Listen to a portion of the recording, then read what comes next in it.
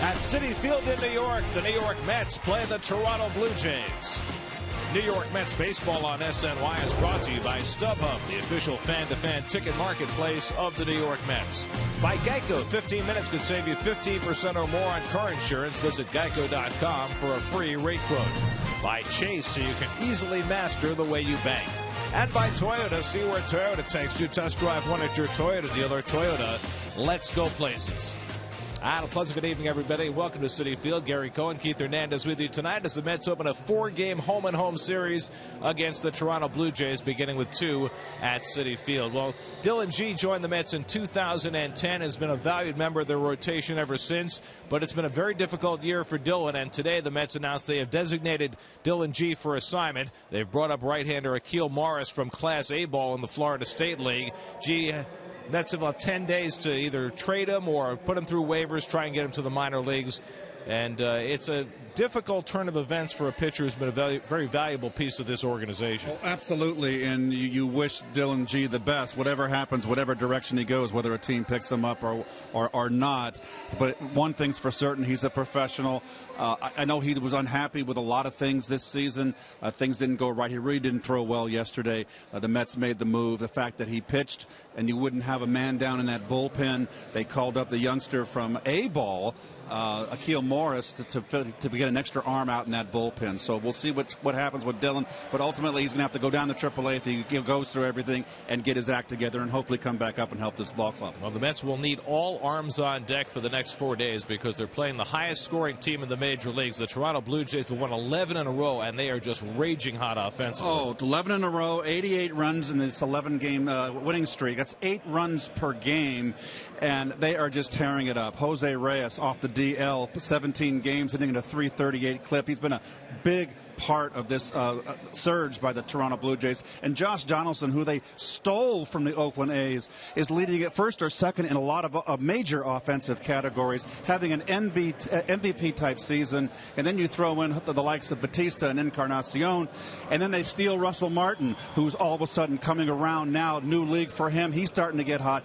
That means runs in a very powerful lineup. And the assignment for stopping that juggernaut is a guy who came out of the Toronto organization, Noah Syndergaard. He gets the start for the Mets tonight. Well, he'll be nervous. Now, you always want to do well against your own team, your past team. And he's had 2 tough starts, 10 hits in his last 2 starts. He's trying to get it back on track.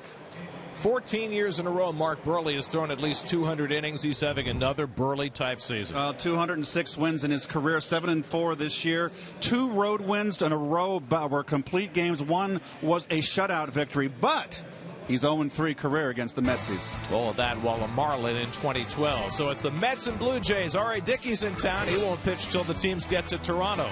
All the action coming your way on SNY.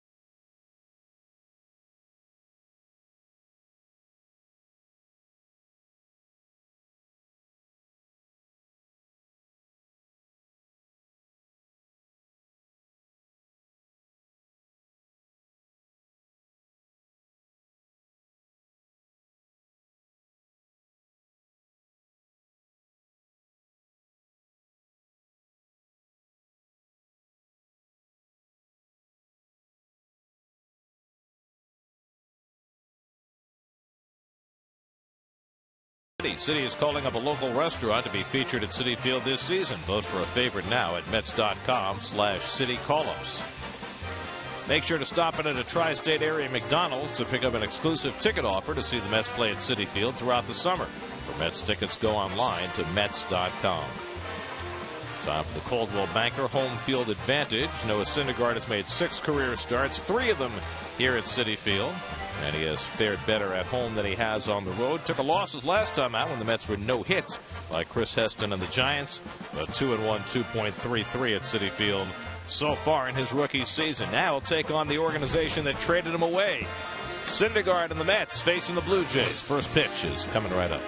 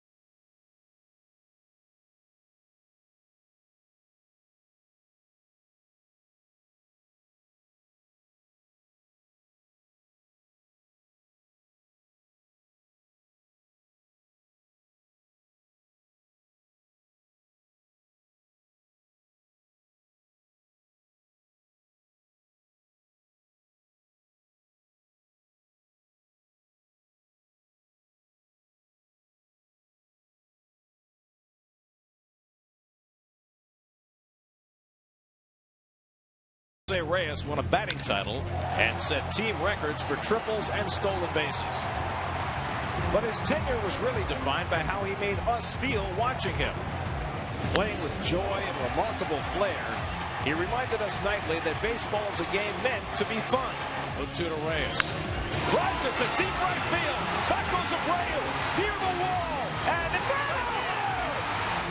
Tonight, one of the most electrifying players the Mets have ever had returns again to Citi Field. And there he is, looking a little different than he did in his Mets days. Now 32 years old. Dreadlocks gone, beard in place, back from a cracked rib that kept him out earlier in the year, and he'll be the first assignment for Noah Syndergaard as he tries to snap a streak that's seen him give up 10 hits in each of his last 2 starts. And here is that powerful Toronto starting lineup. No Russell Martin tonight. Dioner Navarro gets the start behind the plate, but Reyes, Donaldson, Bautista, Encarnacion. Chris Colabello, the former Twin, has been raging hot. Kevin Pillar, really good center fielder. Ryan Goins filling in for the injured Devin Travis. The Blue Jays have scored 67 runs more than any other team in Major League Baseball. And there's tonight's Jeep starter, Noah Syndergaard, and your Jeep numbers. This is his 7th start. His last 2 starts, he's given up 10 hits, in both starts. His last outing, Gary, I thought was not a good one at all. He didn't have command of his breaking ball. And we'll take a quick look at the Lexus defense. Mayberry, of course, with the left-hander Burley on the mound, gets a start and right. He's been starting to hit. Herrera flashing the leather and a home run power yesterday. Been that big win for the Mets. And Plawecki gets a start behind the plate with Anthony Recker being sent down. Plawecki becomes the backup catcher behind Darno. And a very nice hand for Jose Reyes as he's introduced to the crowd. Certainly not the first time Reyes has been back at Citi Field since the Mets allowed him to leave as a free agent. He was a Marlin in 2012 and played extensively here. First time the Blue Jays have been in Flushing since 2001. Syndergaard's first pitch to Reyes, a fastball for a strike, and we're underway. Reyes has been hitting extremely well since coming back from the DL. In fact, he's on an 11-game hitting streak right now, raising his batting average to 300. Ironically, 11-game hitting streak along with that 11-game win streak the Blue Jays have.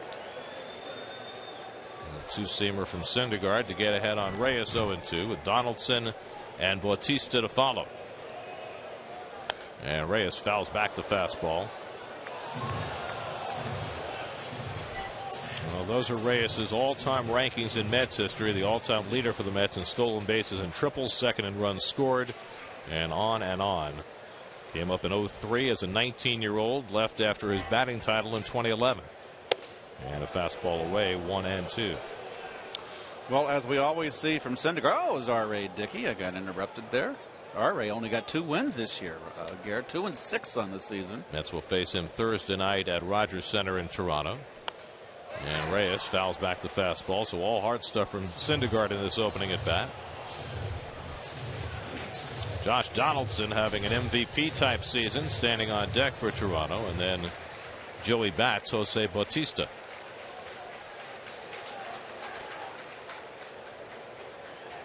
And the curveball from Syndergaard is fouled back.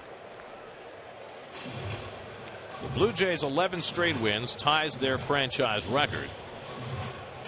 There's John Gibbon. John Gibbons, one-time Mets catcher, now in his second tenure as Toronto manager. Very unusual after they fired him a few years ago that they brought him back for a second go-round. And Reyes chasing the fastball away. Syndergaard works hard for a strikeout for the first out of the night. Well, one breaking ball the entire at bat, and he's got that running fastball. You see that usually when Syndergaard came up, he was thrown straight.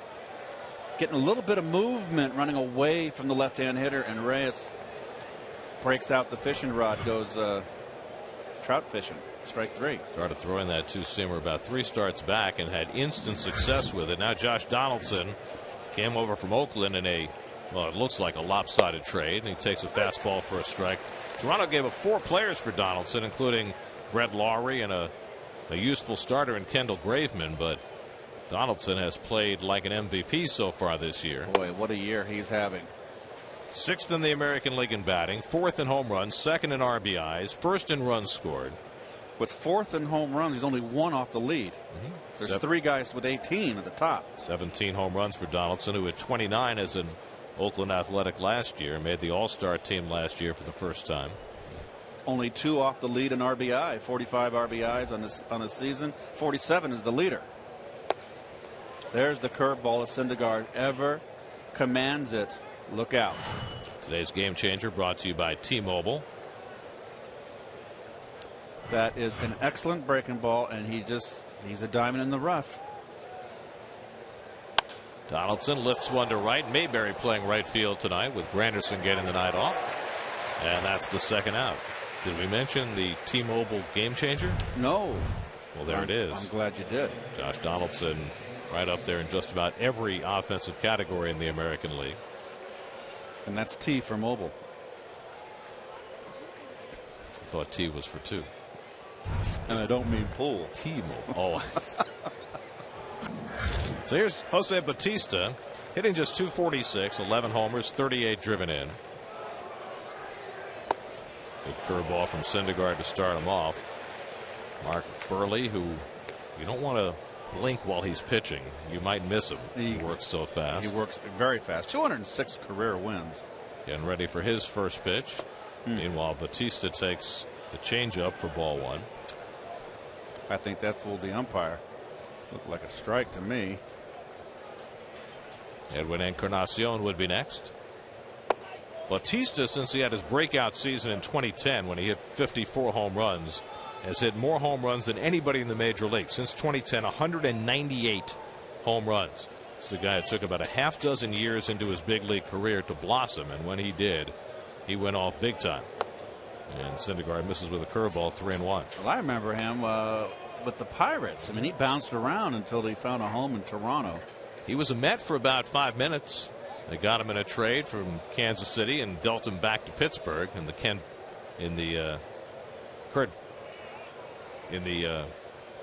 Chris Benson deal, and he drives one deep left field. Forget that. That is way out of here into the second deck. So Bautista does what he does. His 12th home run of the year as he crushes one from Syndergaard, and it's 1-0 Toronto. That is a 98-mile-hour fastball. I thought it was on the inside corner. That's how quick the bat was. I mean, whether he looked in there or not, I don't know. How much do you know about Syndergaard? He's just young. Anybody that's going to face him, and there's Jose with the stuff in the dugout where we have all used to. But you're unfamiliar with Syndergaard. That ball was a rocket. Oh, he wanted it away. That's inside corner, Gare. Well, that's what he does, especially when he's ahead in the count. He looks inside, and he looked and he found.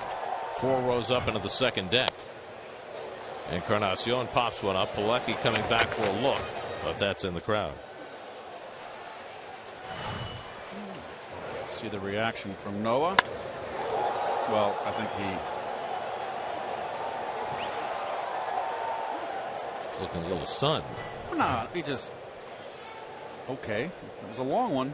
4th home run he's given up in the major leagues. You know, the farther they hit it, it's still only 1 run. You know. Fortunately. Encarnacion, who's battling a sore shoulder, has been mostly DHing this year. Has to play first base today with no DH in effect in the National League Park. Still a very 37 RBI, very productive, 13 home runs. Another guy who really didn't find himself till he got to Toronto. He had been, a journeyman player in Cincinnati, but in Toronto, a home run star. And those are the home runs since 2010, updated with Bautista.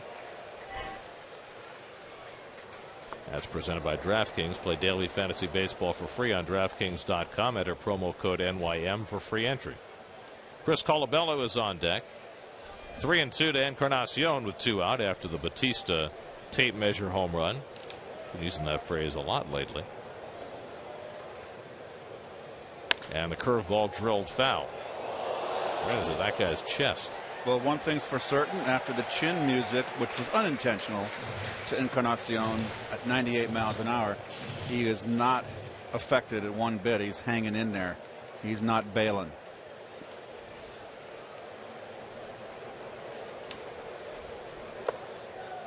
And he walks on a 3-2 changeup. So Syndergaard, who has been walking very few, last 4 starts he had walked only 1 batter and struck out 23. He issues a first inning walk after the home run. So a 2-out base runner. And now Chris Colabello, who has just been on fire. We saw him in Minnesota a couple of years ago. Guy who spent 8 years in independent ball before he ever got a chance to play in organized baseball. And at age 31, he is making up for lost time, hitting .343 for the Jays. Well, the guys in the bottom of the order, Goen and Pilar and Colabello, have been red hot. Little flare. Herrera going back, and it drops for a base hit. Encarnacion will go first to third. And the Blue Jays have runners at the corners. So Colabello didn't get much of it, but just enough to drop a base hit in. Well, the inside outs here. He got jammed inside, enough muscle to get it over Herrera's head. And this is a Blue Jay team, Gary, that you really got to be careful. They can have big innings where they score lots of runs. Well, they don't just hit home runs. They have 80 home runs, which is second in the league, but they're also second in batting average, second in on-base percentage. They're third in walks. So they get on base and they hit the ball out of the ballpark. I mean, they've really been an offensive machine. Here's the veteran switch hitting catcher Dioner Navarro, with Russell Martin getting the night off. One-time All-Star in Tampa Bay. Navarro now with his 6th team. A better left-hand hitter than right, switch hitter. Navarro has been pretty much Mark Burley's personal catcher.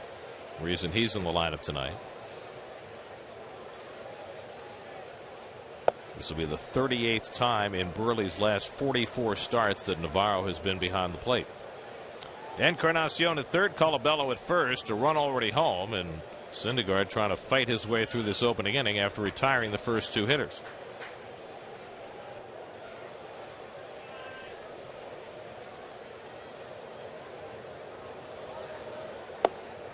And there's a strike, 2-1. Good 2-0 fastball, knees black outside corner. Navarro likes to pull the ball. Seen enough of him with the Cubs. His little stint with the Cubs. It's been around Dodgers, Yankees, Rays. It's been just about everywhere. And a fastball knee high for a strike at 99 miles an hour, 3-1. Well, 2-2. The gun is one thing about Syndergaard. He is consistent at 98, 99, 97. Even as he gets deep into the game. He's a big horse. Kevin Pillar, the center fielder, would be next. 2-2 coming to Navarro. He fouls off the fastball. Now, Syndergaard coming into this start was saying all the right things about, it's a long time ago. They traded me. It's not that big a deal. You have to think, though, there's a certain extra edge that goes into facing your old organization. Surely you want to beat them. It's competitive edge, competitive spirits, I should say. The juices. This will be his 30th pitch of this opening inning. And Navarro able to foul back that fastball again. I think we've seen this a lot with Noah, that, in strikeout situations, doesn't get a lot of swings and misses. Well, it's because of the secondary pitches, Gary. The changeup is really a work in progress. It's his 3rd pitch. But the curveball, he's inconsistent with it. 7th pitch of the at bat, and the curveball misses, and now he's full on Navarro. So Dioner Navarro putting together a good first inning at bat. Encarnacion walk. Colabello singled. So Colabello will be in motion. Duda will play behind him. Kevin Pillar would be next.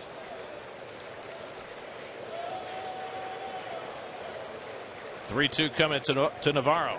And he strikes him out with a high fastball. And Syndergaard limits the damage in the opening inning. His 2nd strikeout. But Jose Bautista gets the Jays on the board against Noah Syndergaard. Mark Burley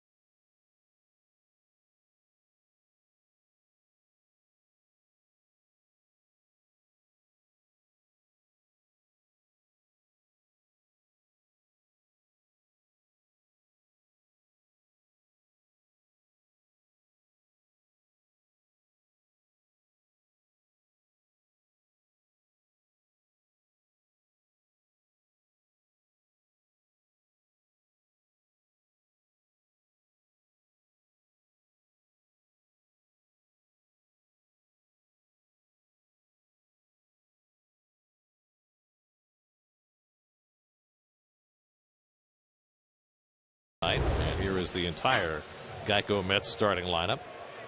Lagares hits leadoff. Tejada second.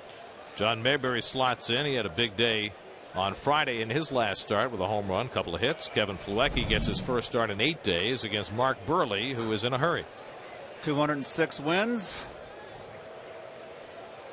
He will work fast. He is a typical soft tossing left-hander, change-up, cutter, fastball in, little sink here.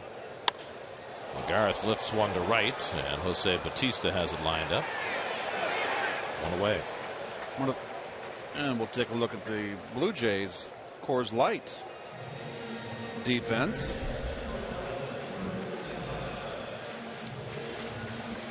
Pretty much their outfield there. The two youngsters in the left, Pilar and Colabello, have really been playing wonderfully. Reyes, of course, returns to New York.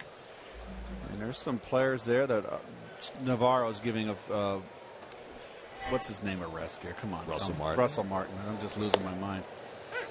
So Tejada at third base today. There's Russell. That's who I couldn't remember. Now, as we mentioned earlier, Martin usually sits when Burley starts, as has been the case the last couple of years with Burley. They like Navarro behind the plate for him, so Martin will be in there tomorrow to catch Scott Copeland, who gets a spot start for the Jays.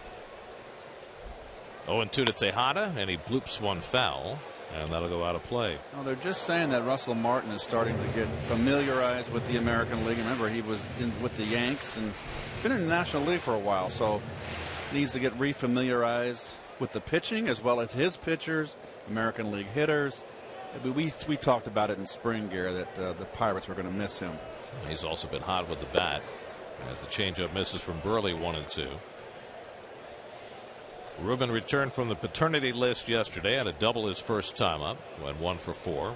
Michael Kadire on deck, hit out to center field, and Pilar over in right center grabs it, 2 out. That's the 6th time in 7 games on this homestand that the Mets have allowed at least a run in the top of the first inning. So they've played from behind almost every day on this homestand.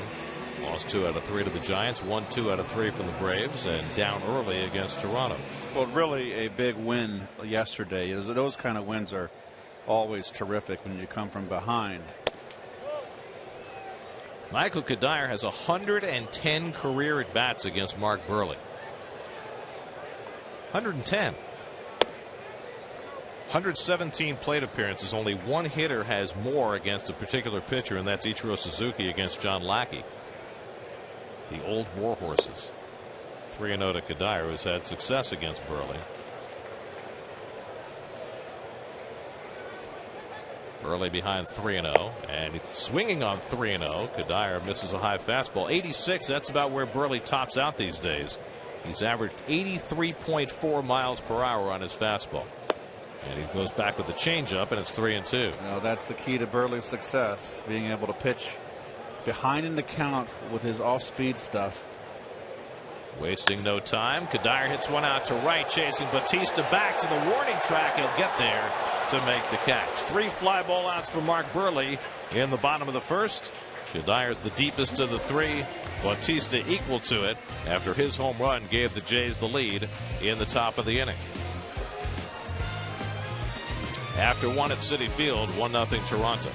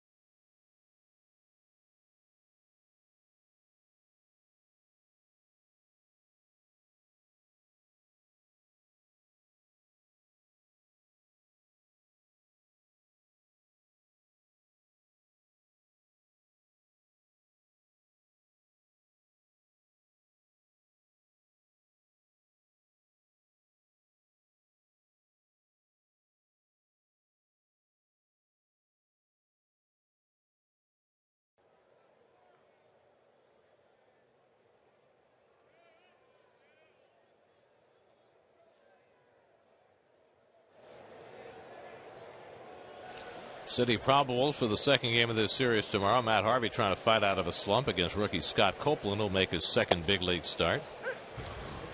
Second inning, Kevin Pillar takes a strike. Pillar, the center fielder, hitting .251. Terrific defense in center field for Toronto.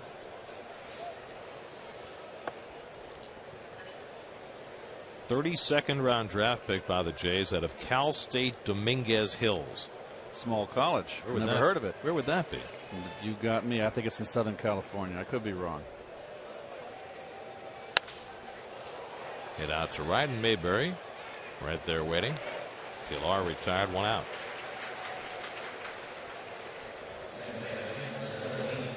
So 1 away now. Ryan Goins. Goins filling in for the injured Devin Travis, who got off to a tremendous start with the Blue Jays this year. Goins had the offensive day of his life yesterday when he drove in 5 runs for Toronto in their victory over Boston. He went 6 for 14 in that 3-game sweep up in Boston. Goins, who was a college teammate of Vic Black's at Dallas Baptist College, takes outside for ball 1.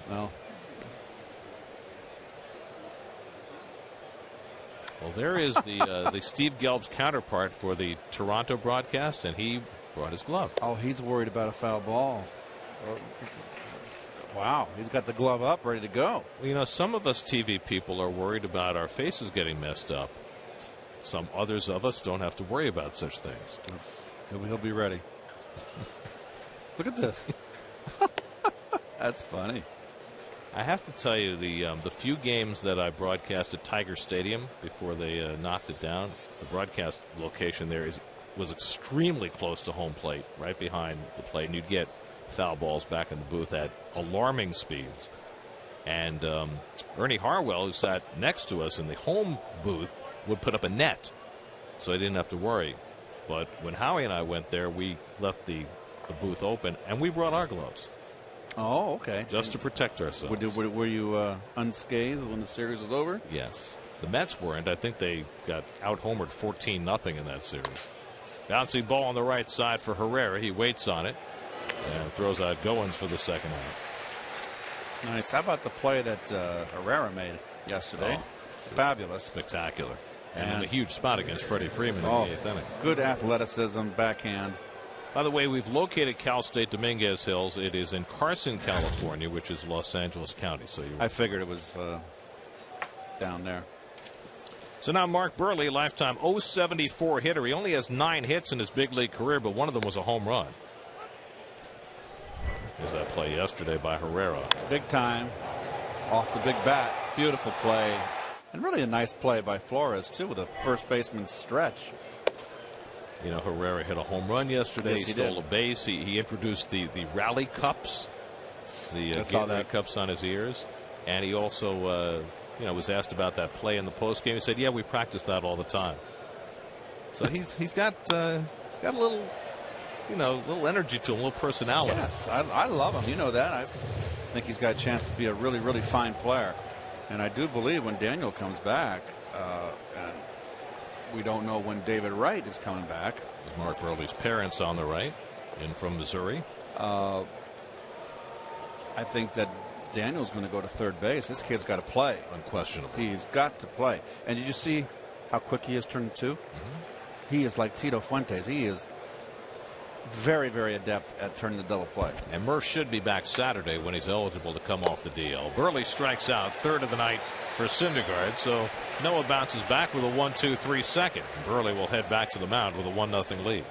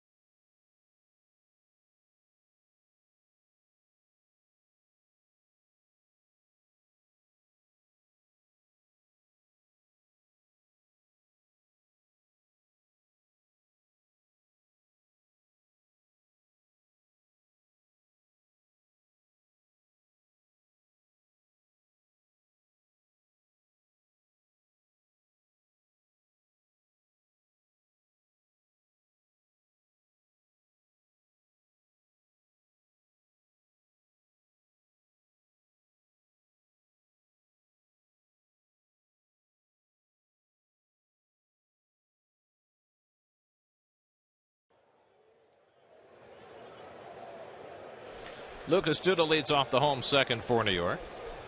Lucas sat out a game on Friday and has looked much better since coming back in the lineup the last 2 days. And you can see we just showed you the shift we see all the time on Lucas. Pulls the curveball foul. Lucas hitting .345 against lefties, 4 home runs, but the last couple of days has been driving the ball, 4 for 9 the last 2 games with a couple of doubles. Well, the Mets need him to get hot. Well, he's not the cleanup hitter this year, but he's cleanup tonight. He hasn't really had a hot streak this year yet. Duda, Flores, and Mayberry for the Mets in the second against Burley, who misses outside. 2-2. Lucas with 9 home runs, 1 behind Flores for the club lead. And he takes a fastball right down the middle, strike 3 called. So Burley has his first strikeout of the night. Burley is striking out fewer than ever this year, just 4 per 9 innings. He's never been a big strikeout guy, but this year those strikeout numbers are even lower. He's much more concerned in getting out on one of the first 2 pitches. He's already had 3 complete games this year at age 36. Here's Flores hitting .294 against lefties, and he takes a strike. 2 big RBIs yesterday, base hit to right field. Started the Mets early in the game, one of the big hits to kind of bring them back. Right back to Burley, who's won 4 Gold Gloves and throws perfectly for the second out. I mean, Burley is in so many ways a throwback. He's a guy who does not look at video. Good. He just pitches his game. He doesn't shake off his catcher. He just gets the ball and throws it back. He's thrown 200 innings and made 30 starts or more 14 straight years. Never gets hurt. Model of consistency. Oh, and he's thrown a couple of no-hitters, including a perfect game. Here's Mayberry, who's been swinging the bat much better lately, and takes a strike. John's last start on Friday, he was 2 for 2, including a home run, his 3rd of the year. And that's one of the things about managing. Terry Collins having faith in Mayberry. Mayberry got off to just a horrific start, just every bit as bad as just Neuenhuis. But you know, he stuck with them. He's his right-hand bat off the bench. He's spot starter against left-handers. It's starting to pay off. You can't just let your bench players rot. They've got to get some activity and feel like they're contributing. And I know as fans, you come to the ballpark and go, oh gosh, they're playing this guy, that guy today. How are they going to score any runs? You know, it's a funny game. He's starting to play better. On the inside corner, Burley strikes out 2 in the inning. He's retired the first 6. After 2 at Citi Field, 1-0 Jays.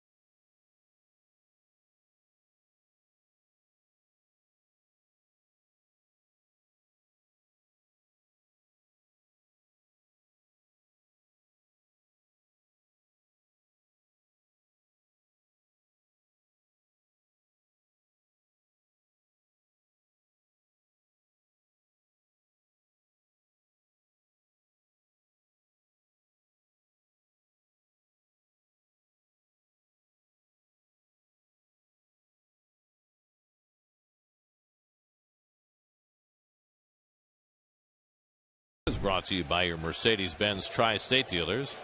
Visit them on the web at searchmercedes.com. Noah Syndergaard starts his second time through the Toronto batting order. Jose Reyes leads off and goes after the first pitch changeup, 0-1. Reyes struck out his first time up. Citi Field has been open since 2009, and since it opened its doors, nobody has hit more triples in this ballpark than Jose Reyes. Still, he has 20. Second on the list is Angel Pagan with 14. David Wright has 11. Triples at Citi Field. A couple of changeups from Syndergaard getting him ahead in the count. Line into left center, and Lagares easing over to retire Reyes, 1 out.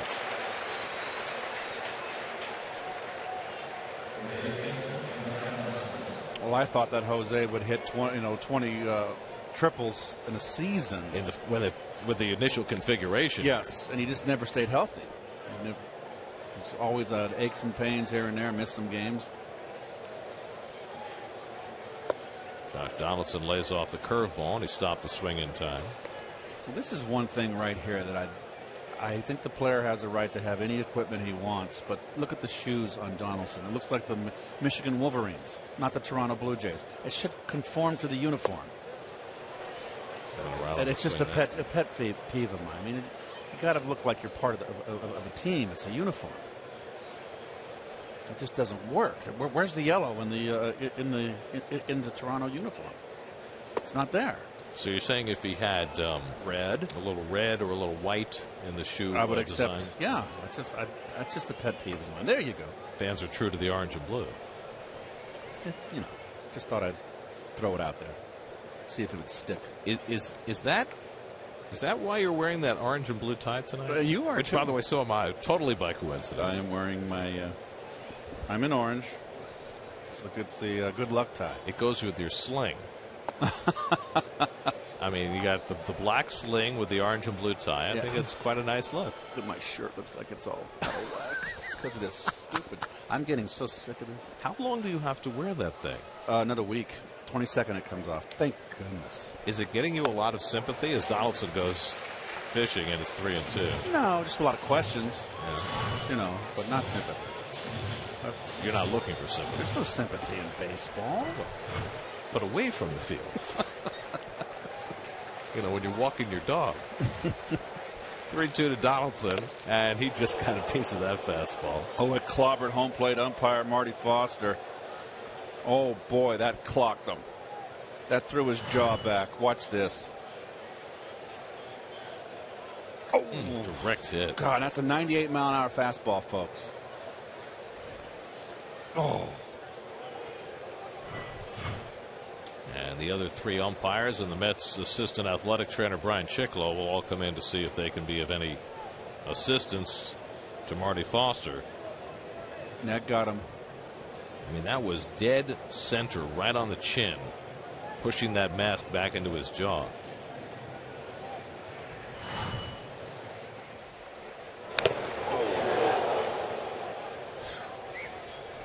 I mean, as much protection as those masks give, the reverberations have got to be just incredible. Well, they got the padding, and it's going to go up against your, it's hitting your jaw square. You have to have soup for around a couple days. Well, it's not just a matter of how he feels. It's also, I'm sure they're making sure that in terms of his cognitive ability that he's okay. Right now he does appear to be in significant discomfort, though, as Brian checks him out. He's in good shape mentally. He got whacked.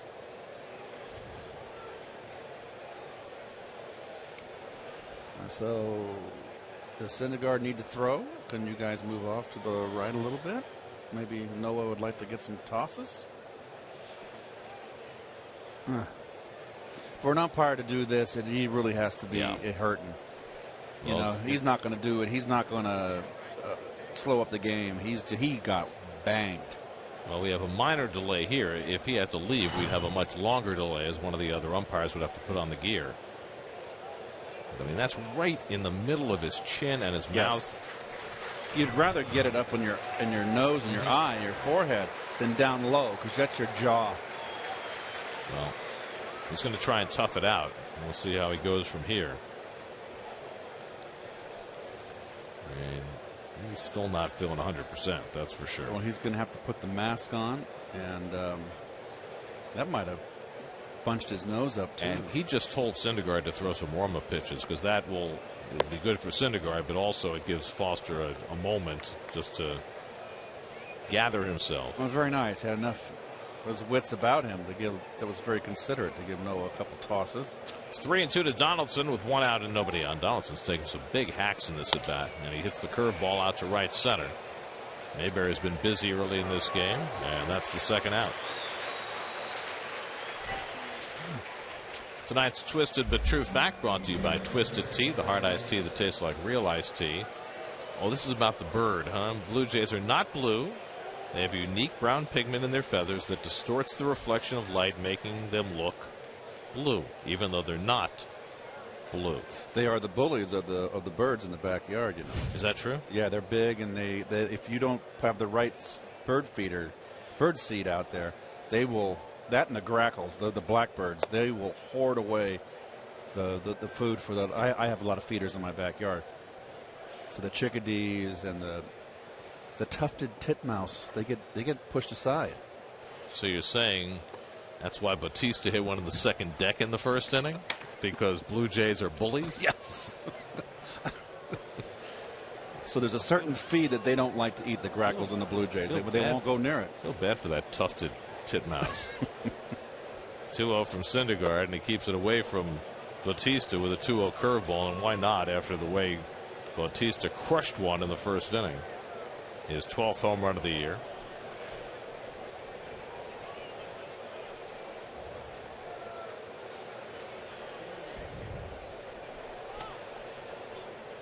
And Syndergaard walks him on 4 pitches, because this is what happened the last time. Inside fastball, beautiful swing. And see, all you kids out there, there was no muscling up on that swing. It was nice and fluid and smooth, and the wrists supply the power, and of course a 98-mile-an-hour fastball let it go a little further too. Now Encarnacion, who drew a walk his first time up. So Syndergaard, who had walked only 1 batter in his last 4 starts combined, has already walked 2 today. And fires a fastball for a strike to Encarnacion. Well, one thing you know for certain when you're facing Syndergaard is, you got to be looking fastball. You're going to get it. He's coming right after you.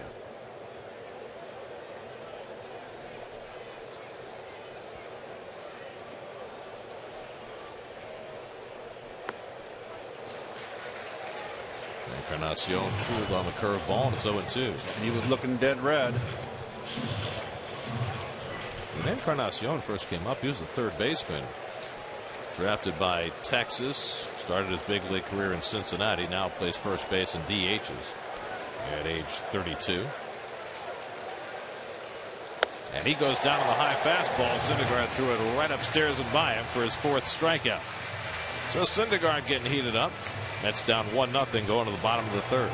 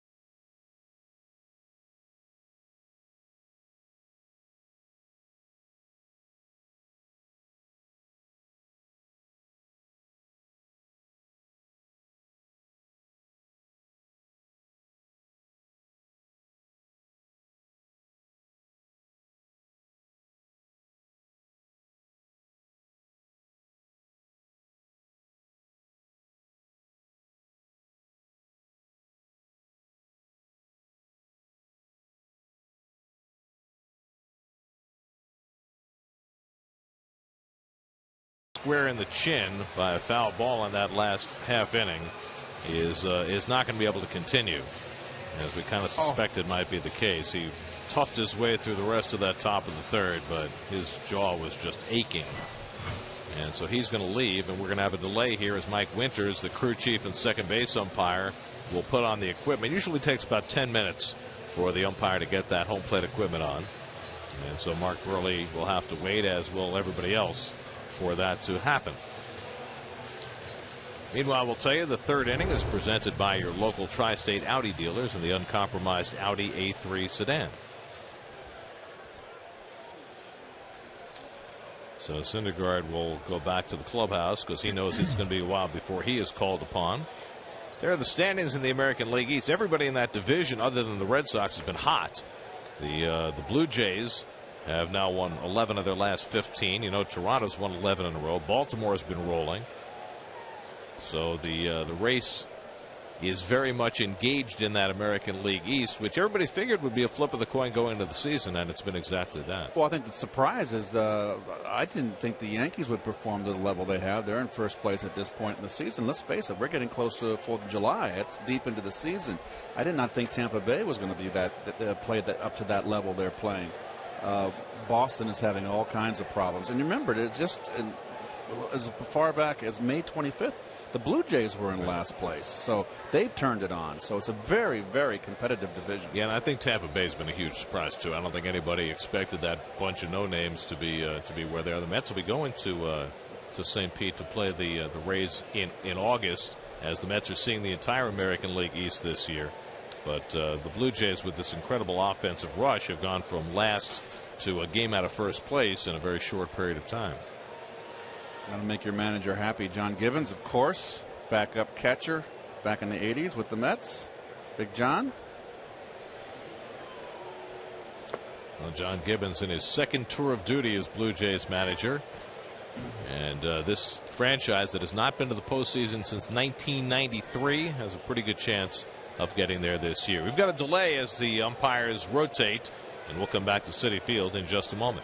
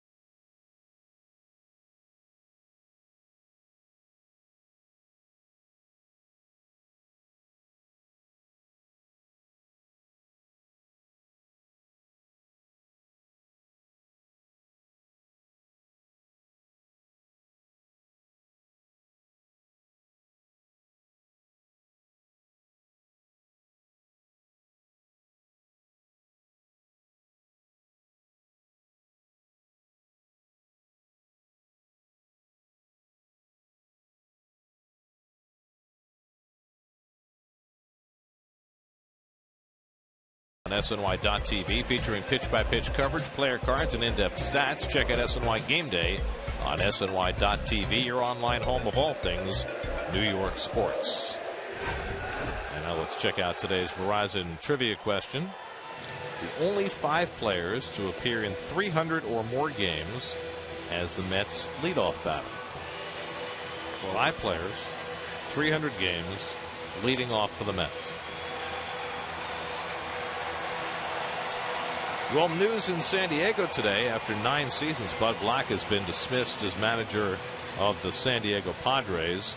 Not completely unexpected on a couple of fronts. One, that the Padres changed management this last winter. A.J. Preller took over as the GM and kept Bud when he could have brought his own guy in. And the fact that they did do so much, spend so much money, and they're languishing a game under 500.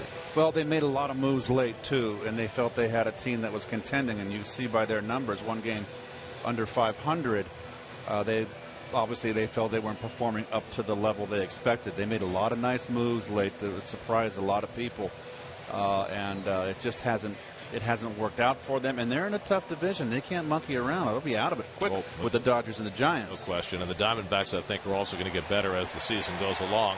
And for the moment, Dave Roberts is managing the team, but they're going to name an interim manager in the next 48 hours or so in San Diego. Somebody pointed out, though, that the last time that the Padres let a manager go, things worked out okay for him. That would be Bruce Bochy. I think so. Who's won 3 World Series since then. Didn't that comment come out of a beat writer in San Francisco? Yeah, exactly. Kind of very funny. Another big piece of news today comes out of the National League East, and this is of great interest to the Mets, that the Marlins ace, Jose Fernandez, has announced that he will be ready to go in the major leagues on July 2nd. He's had a couple of rehab outings coming back from Tommy John surgery, and if they get Fernandez back and get him back healthy, they just got Matt Latos back from the DL, and he pitched great the other night. Things could turn around in a real hurry for Miami. I've never been a real fan of the Marlins. I just didn't feel they had enough pitching. I don't like their bullpen. But certainly Jose Fernandez, when he comes back, Tommy John surgery, as you said, Gary, they're 10 games under 500. The first thing you got to do when you're under 500 is you got to get to 500, because you're not going to win a division or get in the playoff if you're under 500, if you're a sub 500 ball club. So that's their first hurdle.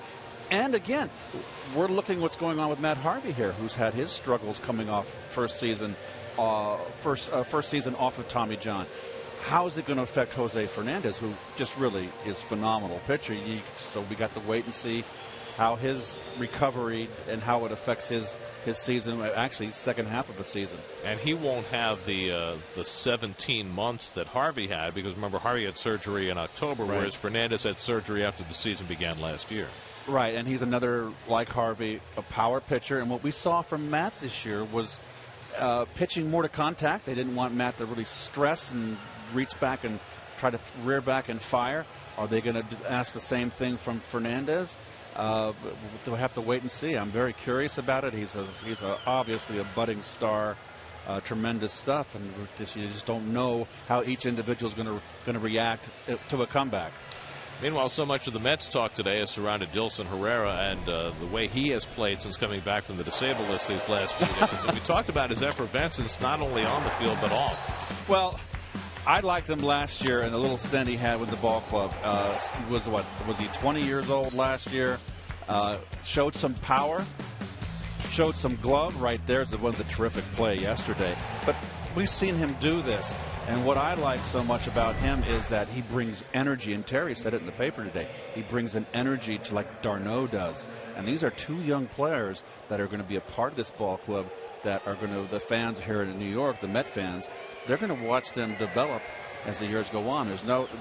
He's going to play. He's got to play. There we go. Well, Mike Winters has got the equipment on and set to go. This is about the only thing that can slow Mark Burley down. Burley, who averages 16 seconds between pitches, by far the fastest of any pitcher in the major leagues, and just started throwing some warm-up pitches. He was out there on the mound the entire time while Winters was back in the umpire's locker room getting the equipment on. So we'll go with 3 umpires the rest of the way, and if we can get any medical word on Marty Foster, we will. So Winters will have the plate with Mike McClinsky and Mark Wegner on the corners. Well, Winters is the crew chief, and I guess Marty Foster's got to take him to dinner. Got to buy him dinner for picking him up. Dilson Herrera will be the first man up against Burley in the bottom of the third. Toronto with a 1-0 lead on the strength of a Jose Bautista home run in the top of the first. There's Vito. Vito, say hi. Vito Vitiello running the show from the master control room. There he is. Vito's a very shy guy. Vito's in front there. Yeah. Hey, guys. See, everybody wants to wave. Command center. So here we go. And Herrera rolls one out to shortstop. And Reyes throws him out, so Burley throws one pitch after the delay and gets the first out. So Burley has set down the first 7. This is a lineup the Mets are throwing out here with a lot of young hitters. There's one right there in Plawecki that really are good for Burley, who's a control pitcher, not a hard thrower, changes speeds, a veteran, can give young hitters fits.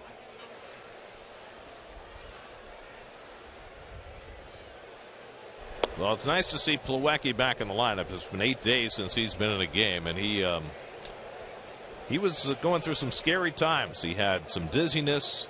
He was having a little double vision. He was trying to play through it and not say anything. He first suffered the symptoms in Chicago about a month ago, but played through it for a while, and then at one point just couldn't do it anymore. We had those issues last season too, did he not, in Las Vegas? Had vertigo last year, but this is a little different. And Kevin pulls one foul. I was asking him the other day about it, and he said just being able to see one baseball is a good thing. But he was scared for a while, and they finally diagnosed it as a sinus issue. And he was feeling well enough yesterday that when the Mets needed to make a move, they sent down Recker and kept Plawecki, because at this point Travis d'Arnaud still isn't ready to play 5-6 days in a row. He's just coming back from 7 weeks on the disabled list and still getting his legs under him. As the season goes by, Travis will be out there the great majority of the time. Another budding star. And I think once Travis is ready to play 5-6 days a week, Plawecki will probably go down to the minors, because he needs to play. Reyes to his left and snaps the throw to get Plawecki 2 out. So 8 in a row retired by Burley to start the night. Unofficially, the delay for the umpire change was 13 minutes. Seemed longer, didn't it? And I am told that counts as part of the time of game. So, you know, Mark Burley has this thing where he has the quickest time of game of any pitcher in the majors, but that extra 13 minutes, he's going to have to make that up and work even faster. Here's Syndergaard, and he takes a strike. And it puts pressure on us. We got to be out here for, you know, we had a lot of commercials, but we got to, you know, chew up a little airtime, keep the folks interested. I hope we succeeded. Do you think anything that you and I actually do is difficult? All we do is sit here and flap our gums. Syndergaard goes down on 3 breaking balls from Burley.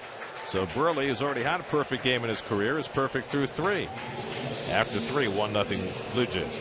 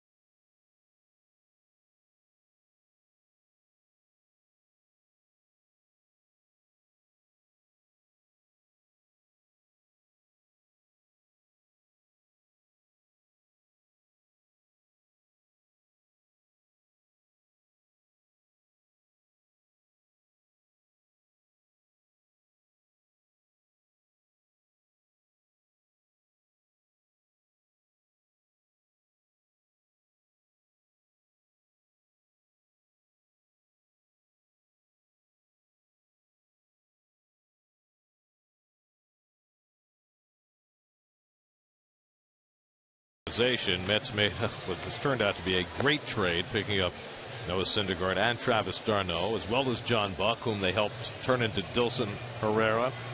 And there was another player in that trade that they got in the R.A. Dickey deal. And for more on that, let's go to Steve Gelbs. His report tonight is brought to you by Prism. Steve?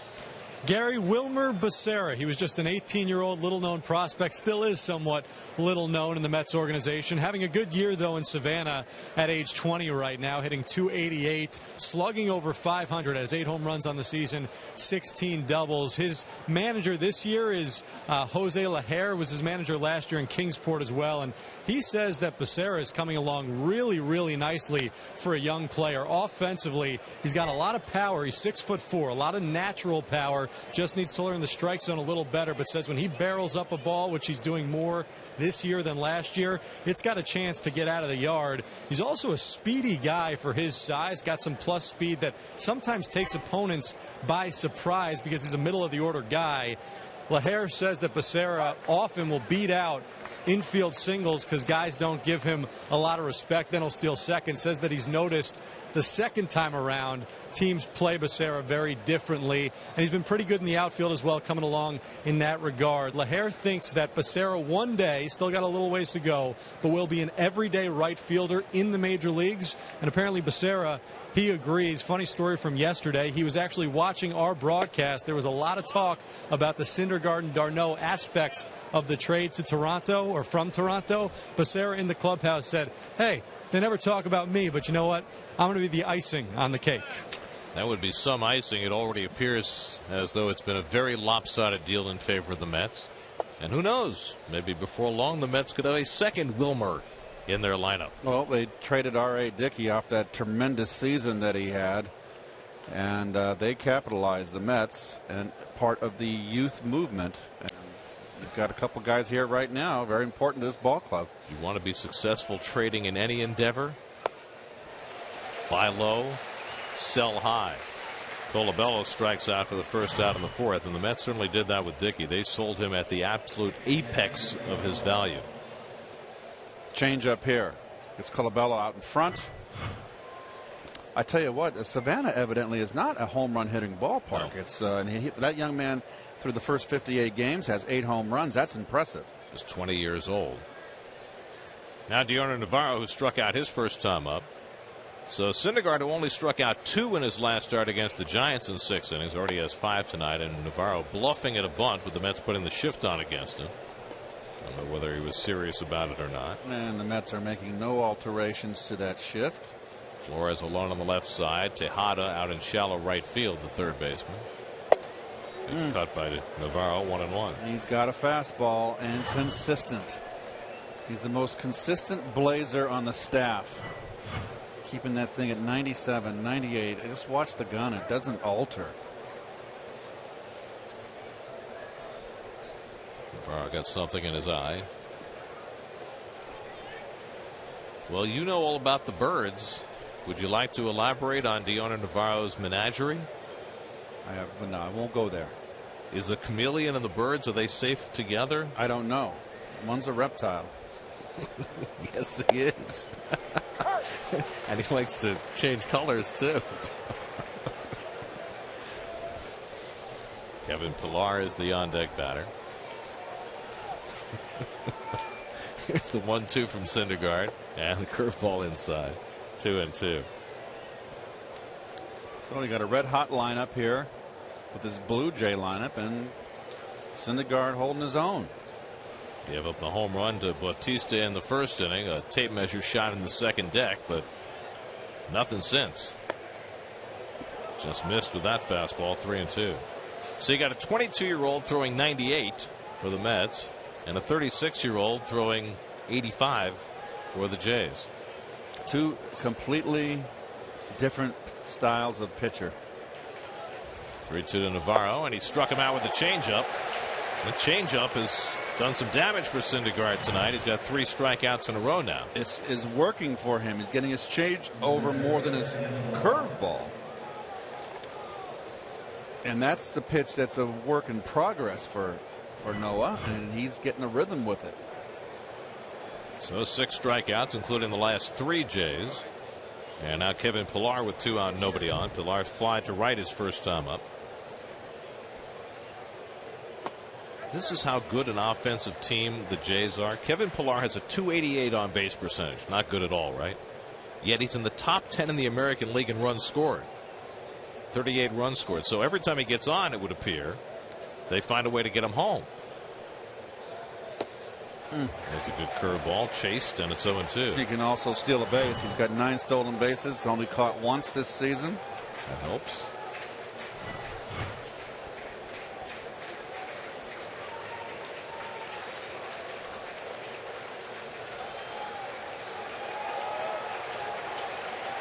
.2 from Syndergaard. Up and away. 1-2. Ryan Goins would be next. Mets and Jays playing 4 in a row, 2 in Flushing and 2 north of the border. Oh, just got a piece of that curveball to stay alive. It's a much better inning for Syndergaard here. Pilecki might have gotten that off his meat hand. Ooh, right off the finger. Johnny Bench, was he not the first catcher that put his throwing hand behind his back, you recall? Yes, I do. And I think he was. Sometimes, though, you can't hide it. Right, not when the men are on base and you got to throw someone out, which Johnny was very proficient.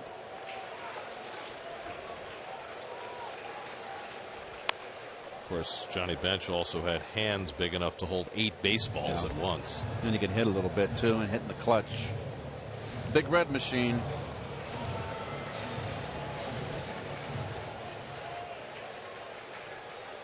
High pitch count for Syndergaard, who required 32 pitches to get through the first inning.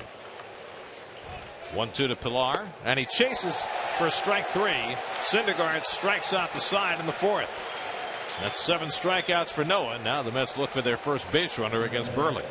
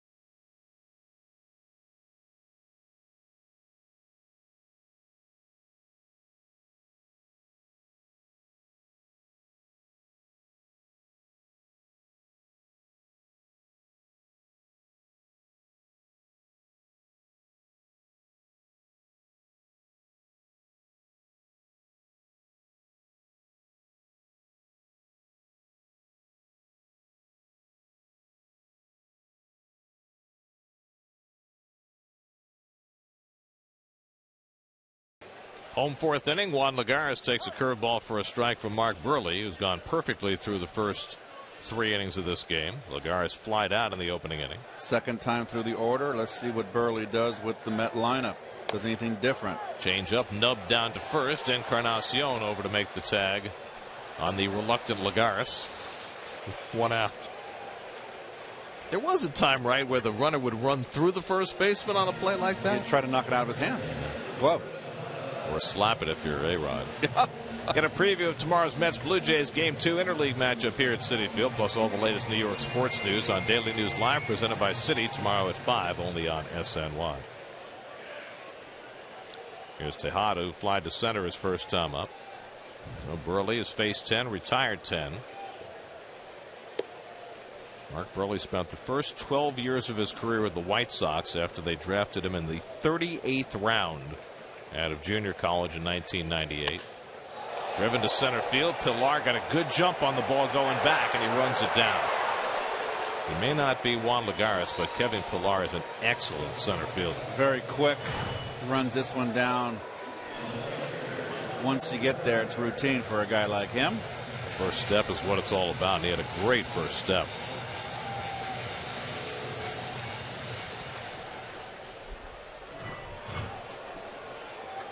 So 2 out and nobody on. Now Michael Kadire hit one to the warning track in right that Bautista caught his first time up. See what Burley does. Kadire worked him, a veteran hitter against a veteran pitcher. He's faced him over 100 times. So Burley's 2 times in a row pitched him inside. He's trying to establish in because Kadire hit the ball hard to right field his first at bat.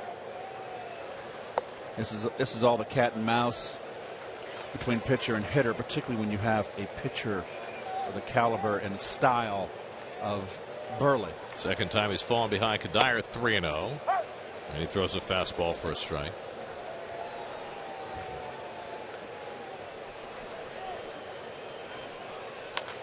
Off the end of the bat, Burley deflects it over to Goins. His throw in time to get Kadire. Well, Burley just got a swipe at it, and it turns into a 1-4-3 putout, and that gives Burley 4 perfect innings to start the night. To the 5th, 1-0 Toronto.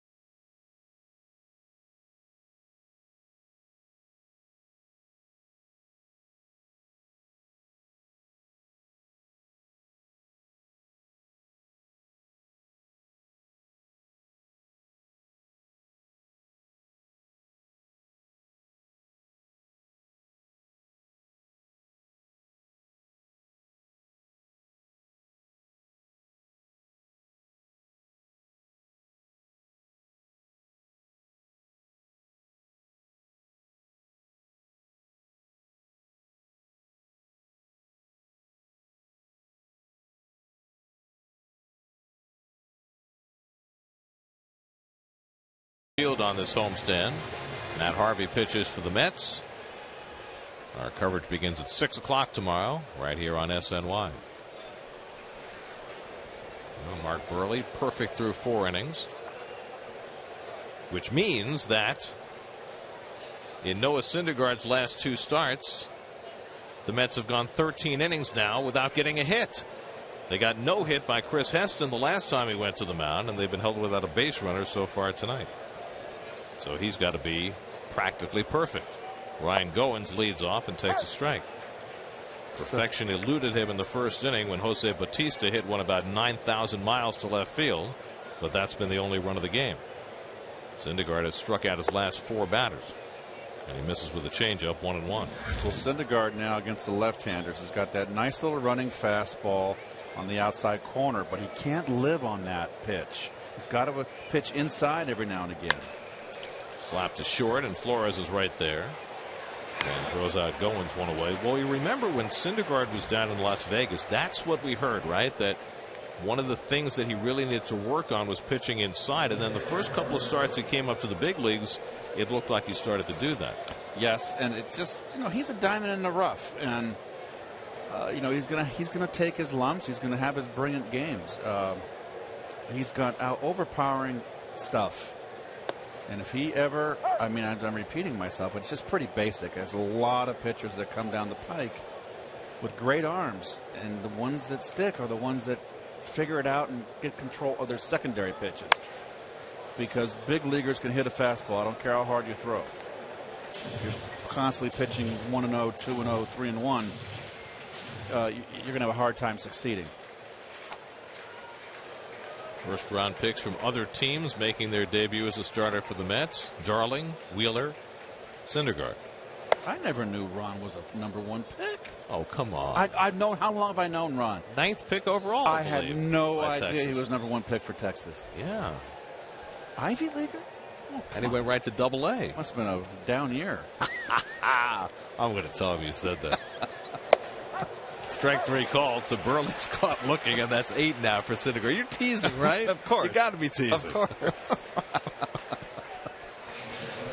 So 2 out and nobody on. Syndergaard's retired 6 in a row, striking out 5 of the 6. And they still remember. Jose brought a lot of joy to Met fans in his 9 seasons.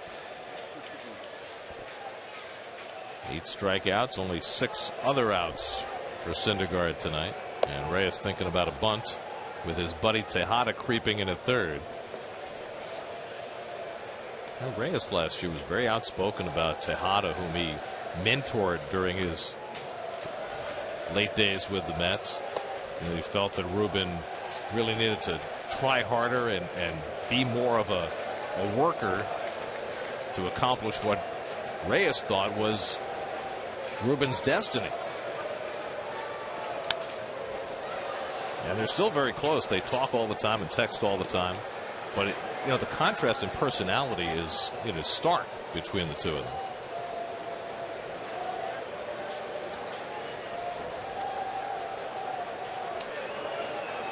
He was just a guy you couldn't take your eyes off throughout his days as a Met. Tries to bunt his way on again, and it's 2-2. But Reyes has already missed some time with injury this year. He had a cracked rib, which cost him about a month. But has been swinging the bat very well since coming back. He's 32 years old now. Came up as a 19-year-old with the Mets. 1,814 hits coming into tonight's game. So he's closing on 2,000. That's a big milestone. Josh Donaldson would be next. 3-2 to Reyes with 2 out. Strike 3 call. Wow. Syndergaard paints inside.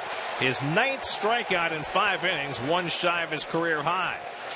Halfway through, 1-0 Toronto.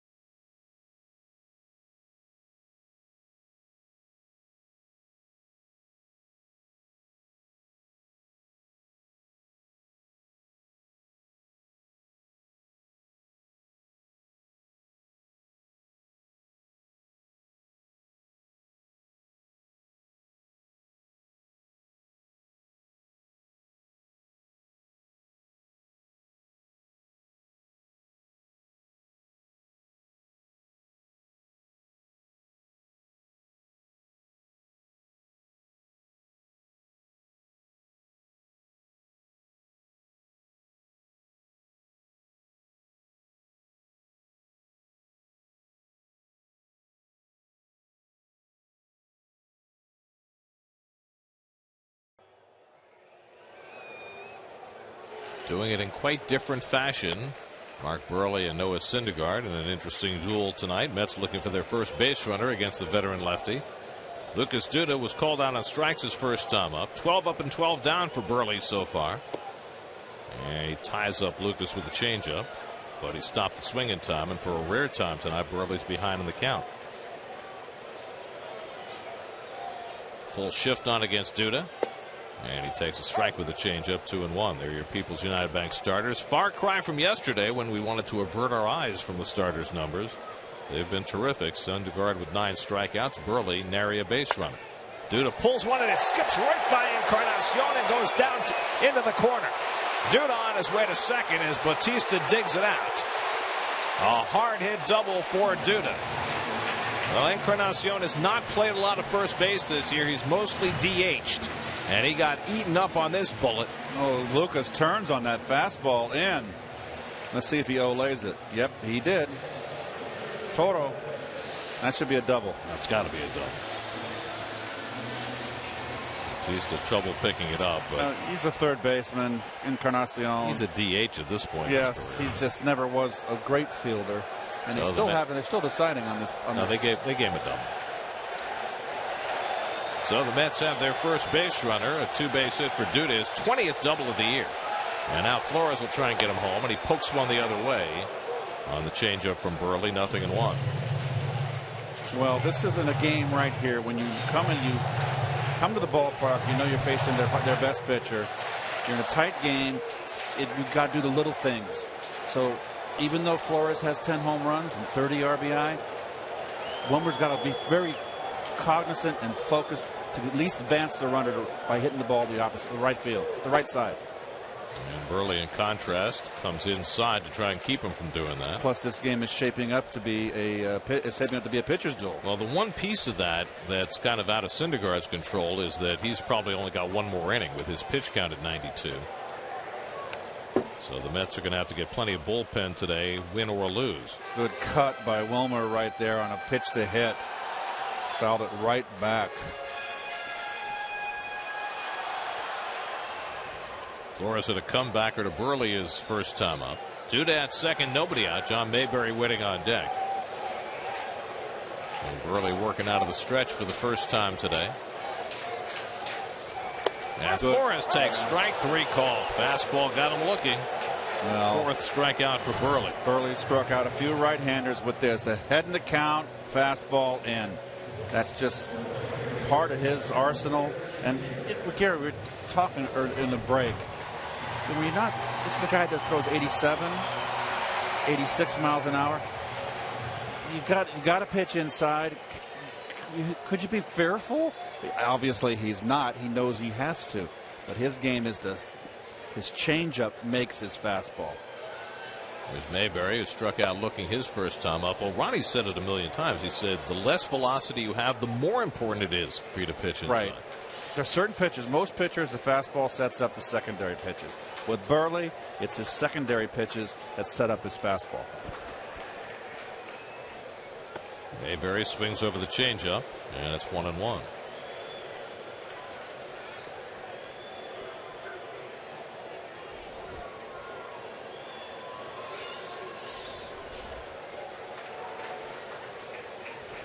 Wilson Herrera waiting on deck. Mayberry out to center field, and Pilar is under it. Duda tagging, but not going. And Pilar hits the cutoff man nicely. That's the second out. So leadoff double by Duda. He's still at second with 2 out, and it's left to Dilson Herrera. Dilson grounded out to Reyes his first time up. That was right after the 13-minute delay that we had after the home plate umpire Marty Foster had to leave the game after being drilled in the chin by a foul ball. Mike Winters had to go in and get the equipment on. Buehrle stood out on the mound waiting for him and promptly retired the side in order on 9 pitches after he got back. It's a tough mark for a young hitter, right-hand hitter in a Herrera here, a guy like Buehrle, crafty vet.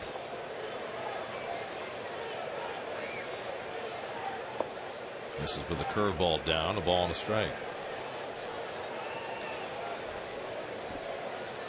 Only 5 pitchers in Major League history who've made 30 starts 14 straight years. Cy Young, Christy Mathewson, Warren Spahn, Gaylord Perry, and Mark Burley. 4 Hall of Famers. And this soft-tossing lefty who just keeps rolling out there every year, consistently going his 200 innings. Got the out inside again. Got jammed, missed the tag. Donaldson then throws to first and gets the out.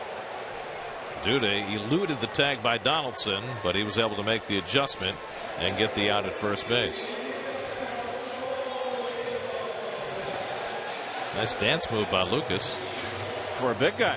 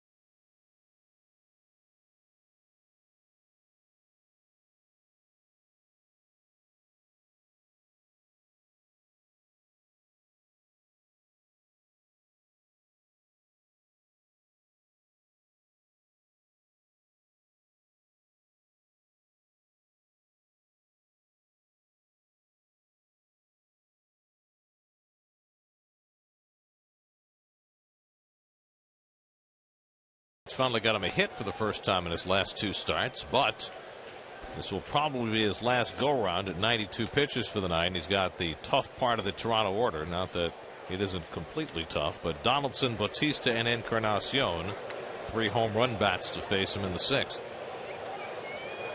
Donaldson twice has flied to right.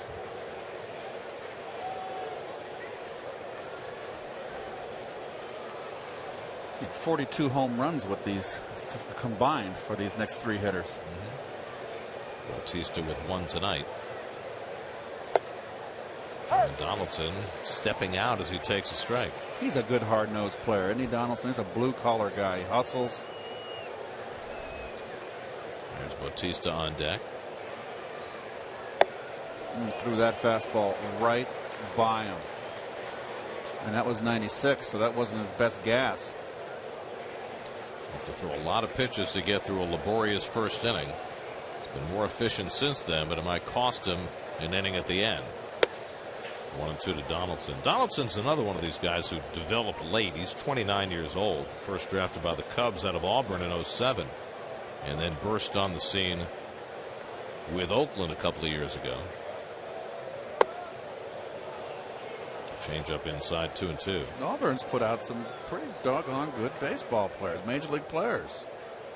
Frank Thomas, Bo Jackson, yep. Tim Hudson. Oh, tied him up inside on a changeup. Bob Plawecki.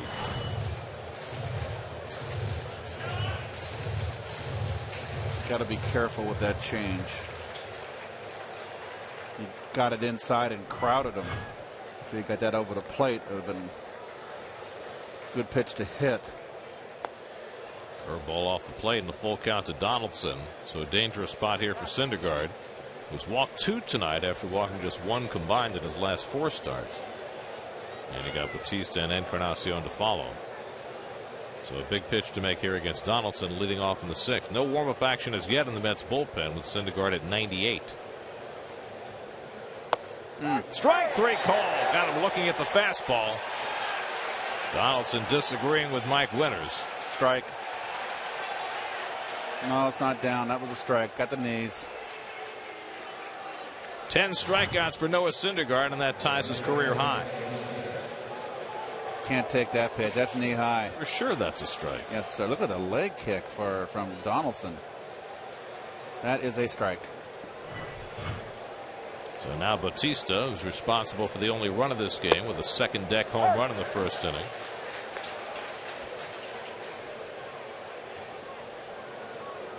Syndergaard was very careful with Bautista his last time up, walked him on 4 pitches with everything away from him. This time looking to come inside and misses with the changeup. A ball and a strike. Bautista now with 12 home runs on the year, 35 last year. His big year was 2010 when he hit 54, his breakout season. Interesting how he holds his bat. Carlos Torres, Jack Leathersich starting to get ready in the Mets bullpen with Syndergaard over 100. Look how parallel to the ground his bat is.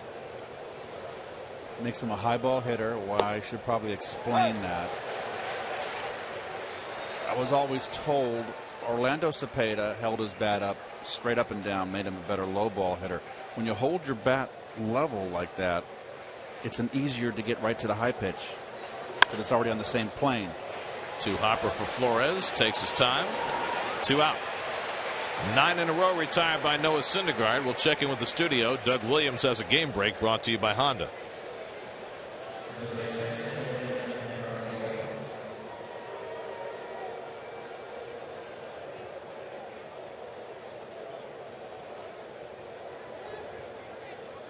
Boy, the Nationals are struggling. They didn't struggle yesterday with Max Scherzer. Boy, did he have a day. Yep. Here's Edwin Encarnacion, who's walked and struck out. One of the best games that's been pitched in years. Scherzer pitched a 1-hitter. Yep. Struck out 16, and the only hit was a little flare off the bat of Carlos Gomez that came very close to being caught by Anthony Rendon. Meanwhile, Erasmo Ramirez is shutting down the Nats tonight for Tampa Bay.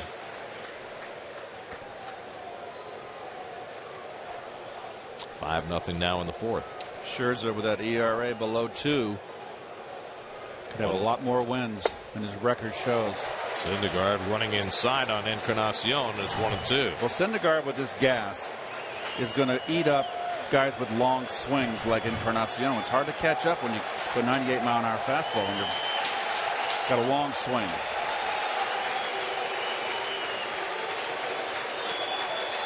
So probably be his last batter of the night if he gets Encarnacion.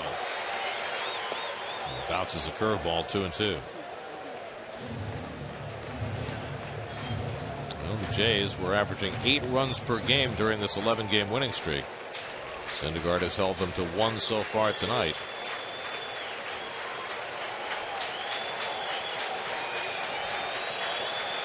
Two coming. Struck him out. High breaking ball from Syndergaard. A career high 11 strikeouts for Noah.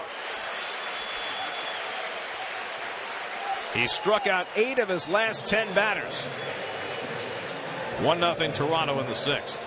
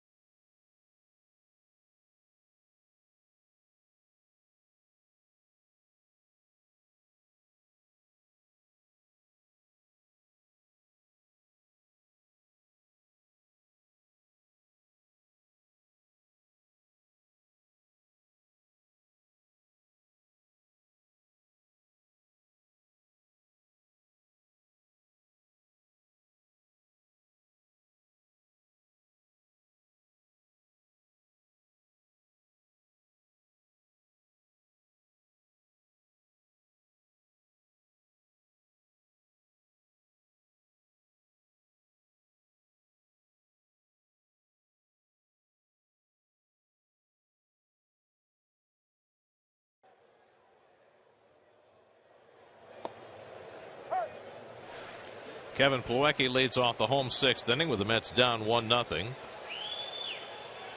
Daryl Siciliani out on deck to bat for Noah Syndergaard, and the curveball from Mark Burley misses 1-1. So Syndergaard 11 strikeouts, matching a high for a Mets pitcher this year, his second double-digit strikeout game. But 109 pitches in 6 innings, so he is done. And he's got the helmet on and the batting gloves, because if Plawecki gets a base hit or a walk, gets on base, Syndergaard will bunt him over. And both benches only with playing with a 4-man bench.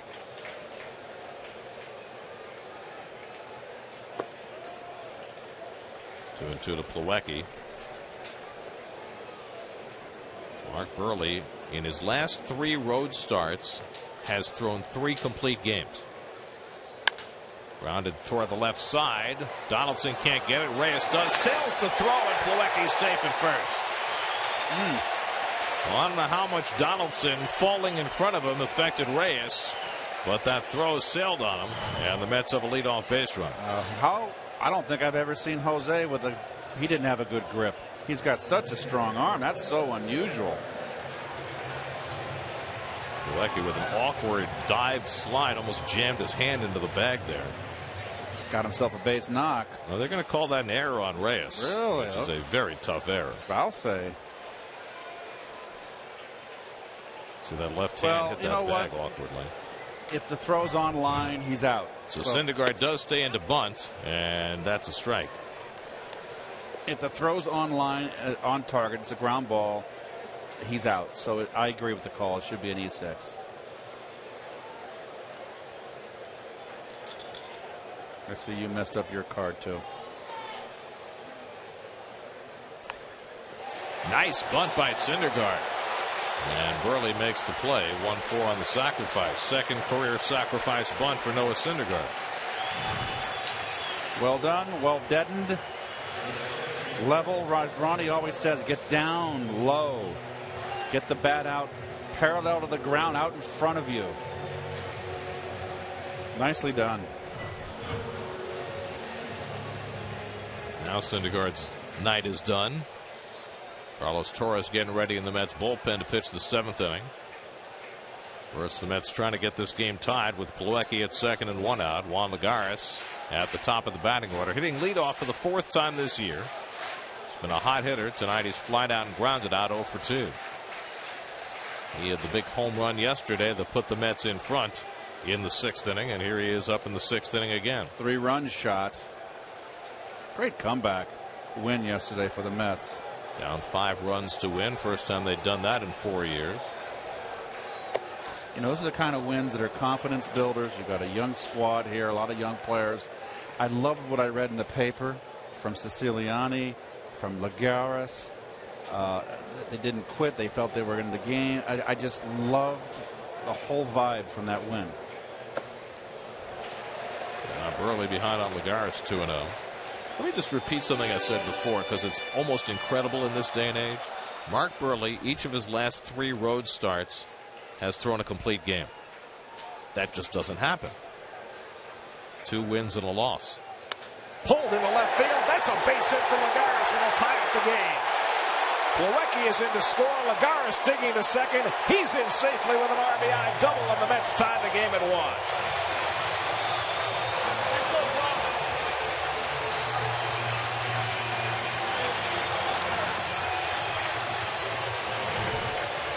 Tried to go, he wanted to go away, and he got it in.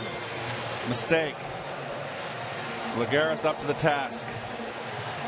Nice swing. When Juan doesn't overswing, that's when he gets hot, and he's been swinging a very good bat of late.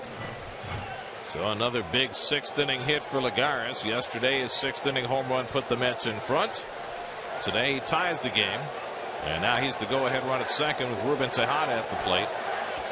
And Ruben punches one the other way to right field. Batista won't be able to get it. It goes by him and all the way to the wall. Lagares scores the lead run. Tejada pulls him to second base. The Mets lead 2-1.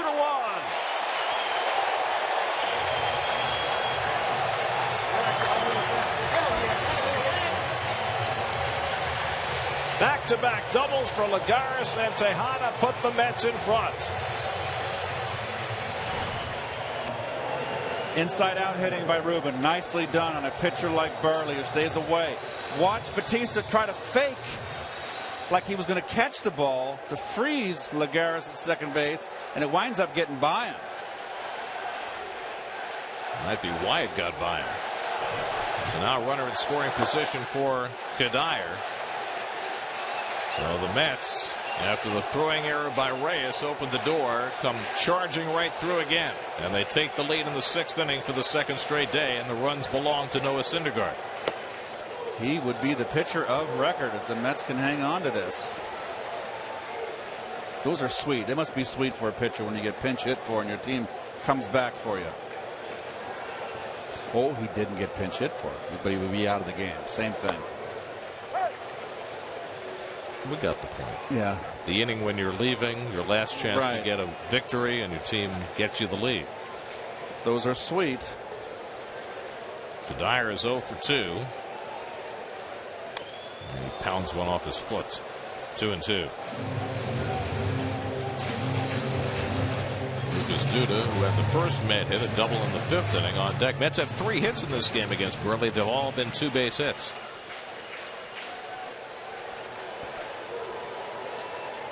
Lagares and Tejada each producing a run with a runner in scoring position. Now Kadire trying to weigh in. Grounds it slowly. Donaldson charging. Off balance throw in time to get the hustling Kadire, who goes stumbling over the bag. Tejada over to third with 2 out. Well, Donaldson gets to this one this time. Nice throw on the run. Well, Kadire always hustles down the line.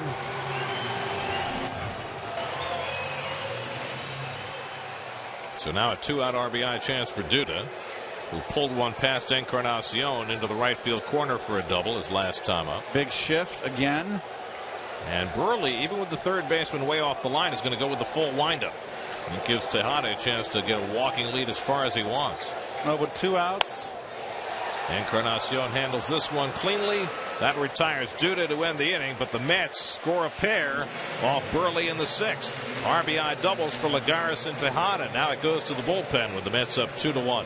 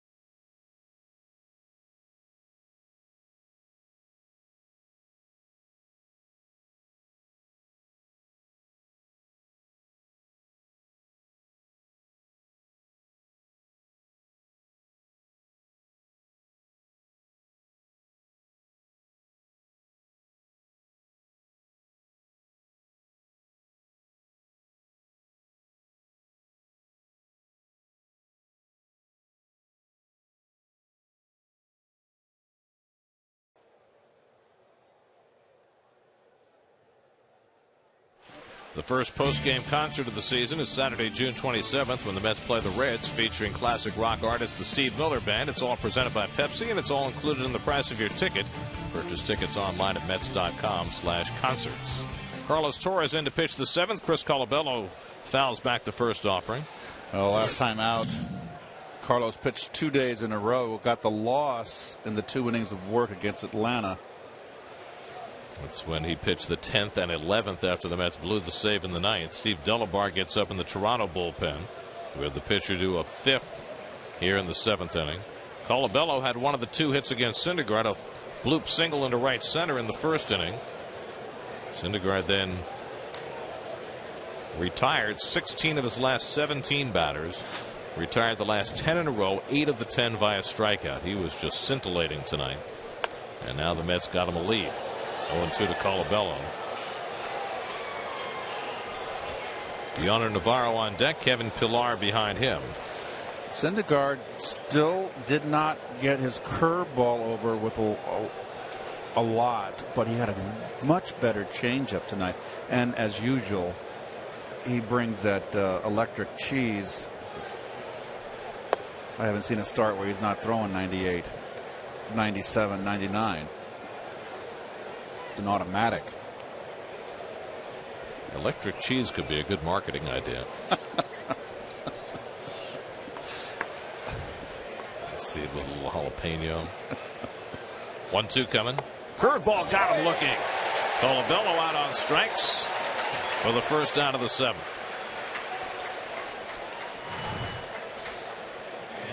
Oh, it stays inside, and that got the corner, and Colabello thinks it was inside and wrapped around the plate. And it's got plenty of plate, and it wasn't high. So that's 12 strikeouts for Met pitching tonight. The 11 by Syndergaard matched the most by a Met starter this year. DeGrom had 11. Here's Navarro, who struck out both his at-bats against Syndergaard. You know, it's here we are, almost into July, or halfway through June. This is a big series for the Mets, playing a red-hot Toronto team. Well, so far this year, the Mets have proven they can win within their own division. Mets are 23-12 against the East. They're 7 games under 500 against everybody else.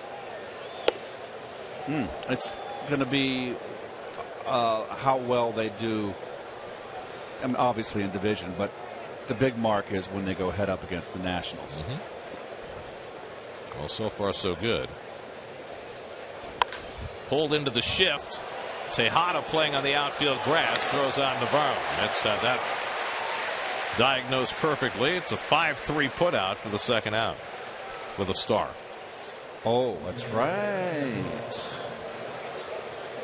It's 5-3, but like a backwards 5. I think that's what we decided. Yes.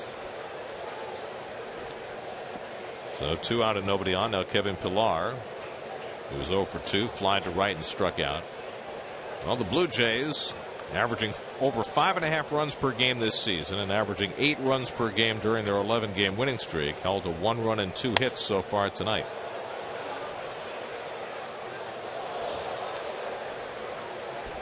Let's answer our Verizon trivia question. 5 players to lead off 300 times the Met. Well, Reyes is right up there. Mookie, of course, but I figured Buddy would be there. I wasn't sure about Lenny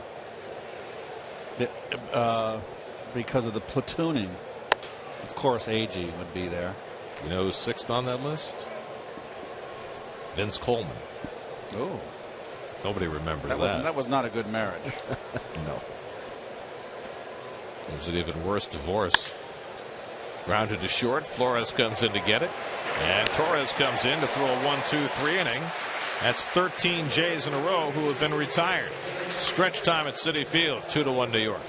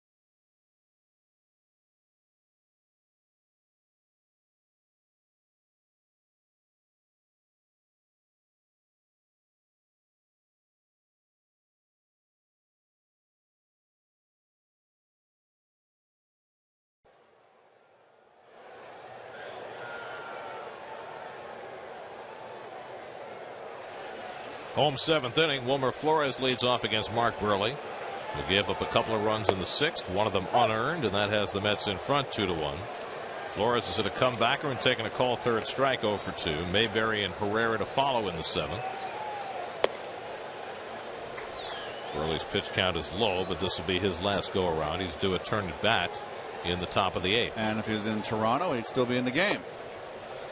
Well, they could do what they did with Syndergaard and leave him into bunt, but he just doesn't have the experience as a hitter where I think they would let him do that. On a DH, though, he'd be able to hang around. Right. Right back to Burley. Straightens. 1 out. 4-time Gold Glover. I know that pales in comparison to some people. SNY Super Slow Motion is brought to you by your Mercedes-Benz Tri-State dealers. Visit them on the web at searchmercedes.com. So now Mayberry, who's taking a call third strike and fly to center 0 for 2. There have been only 5 hits in this game. Blue Jays got 2 hits in the first inning off Syndergaard, one of them a Bautista home run, and the Mets have had just 3 hits. Jack Leathersich up in the Mets bullpen. There's that good changeup. Just befuddles hitters.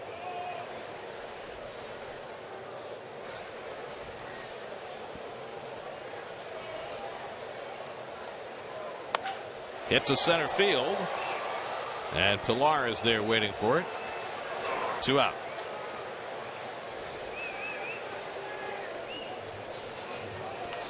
Coming up tonight after the postgame show, it's Geico Sports Night. Chris Carlin will be on the scene.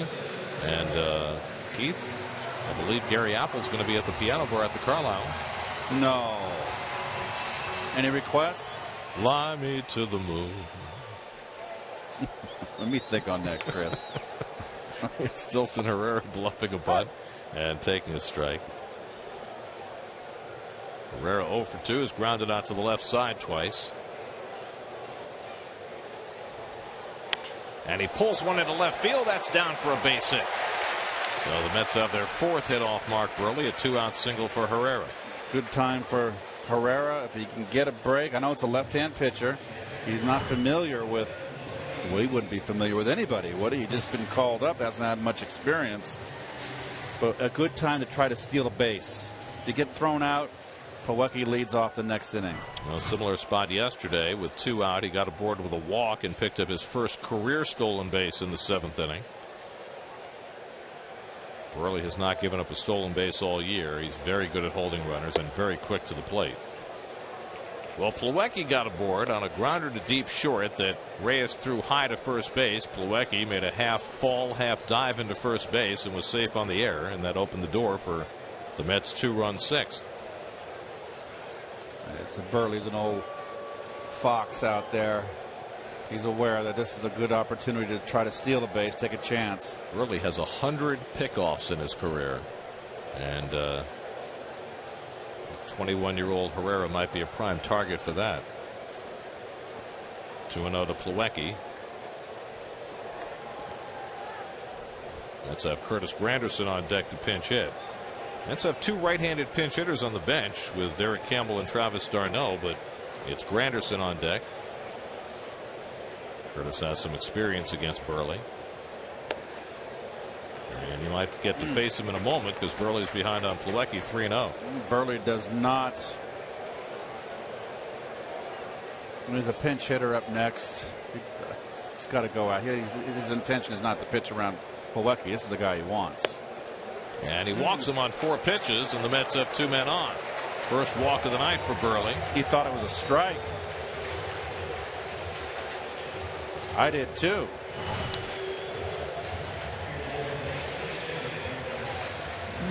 Maybe a little high. No, come on. Right down the middle. That's a pitch. Oh, it's 3-0. You got to take. So now Granderson batting for the pitcher Torres. Curtis is 5 for 26 with a home run against Burley in his career. Curtis had 3 hits yesterday. He's been swinging the bat much better lately. 9 for his last 22. And he takes a strike. One thing he has not done particularly well this year is hit against lefties. There's the big shift for Curtis, starting to pull the ball more. And virtually all of his hits during this hot streak have been to right and right center. And the curveball fouled off, and so 2.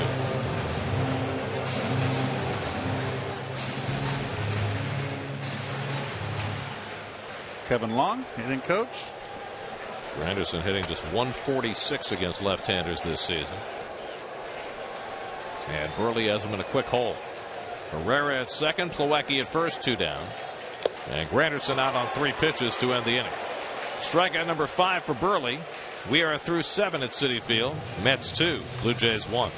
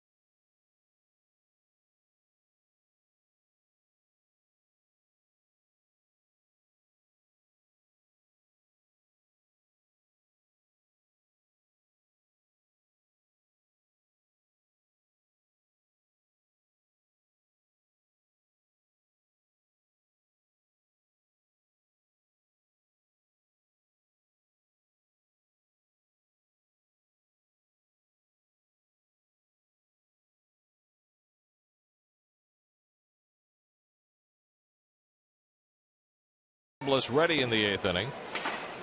Curtis Granderson stays in the game in right field after pinch hitting, and Jack Leathersich will begin the 8th inning on the mound. Well, Leathersich, the numbers, he's done a fine job. A little too many walks. But you know what? They've been using him in the right moments sparingly. Terry's done a good job with that bullpen. Danny Valencia will be a pinch hitter, batting for Ryan Goins, and then Justin Smoke on deck to bat for Burley. And a big swing by Valencia, who had a home run in the Blue Jays win in Boston yesterday. So Burley is going to be done after 7. His only chance to win is if Toronto can get him a lead here, just as the Mets did for Syndergaard in his exit inning. Valencia hitting .415 against left-handers in 41 at bats this season. And he lifts one to center field. Should be easy for Lagares. 1 out in the 8th. That is 14 straight Jays who have been retired, and now Justin Smoke will be the batter. Smoke has been playing most of the first base for Toronto, with Encarnacion DHing, but with no DH in this game, Smoke coming up as a pinch hitter. He's a switch hitter. He'll bat right-handed. He's had just 6 right-handed at bats this year, 3 for 6 from this side of the plate. 3 for 6 against left-handers with a home run. And he fouls back the first pitch, so the pinch hitters for Toronto going up very aggressively against Leathersich. Do you have to? Now, all 13 pinch hits from Smoke this year, 6 for 13 with 3 RBIs, but this is his first pinch hit against a left-hander. So Roberto Ozuna and Steve Delabar up in the bullpen for Toronto. One of them will pitch the bottom of the 8th.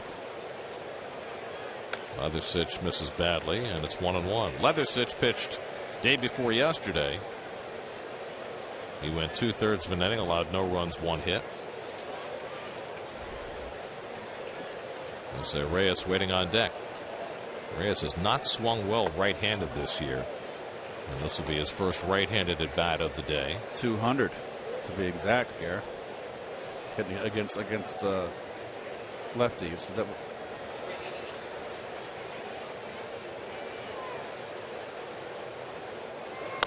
drilled down the left field line, hooking as it goes. Foul. Home run distance off the bat of Smoke, who's got big time power, but got out ahead of that.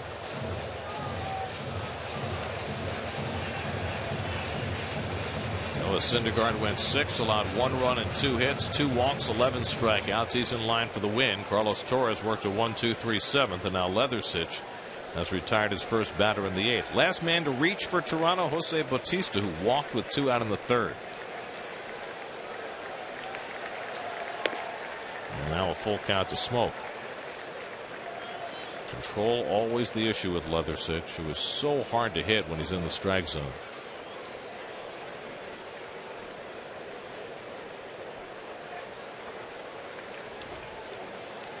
Three-two. Fouls back the fastball.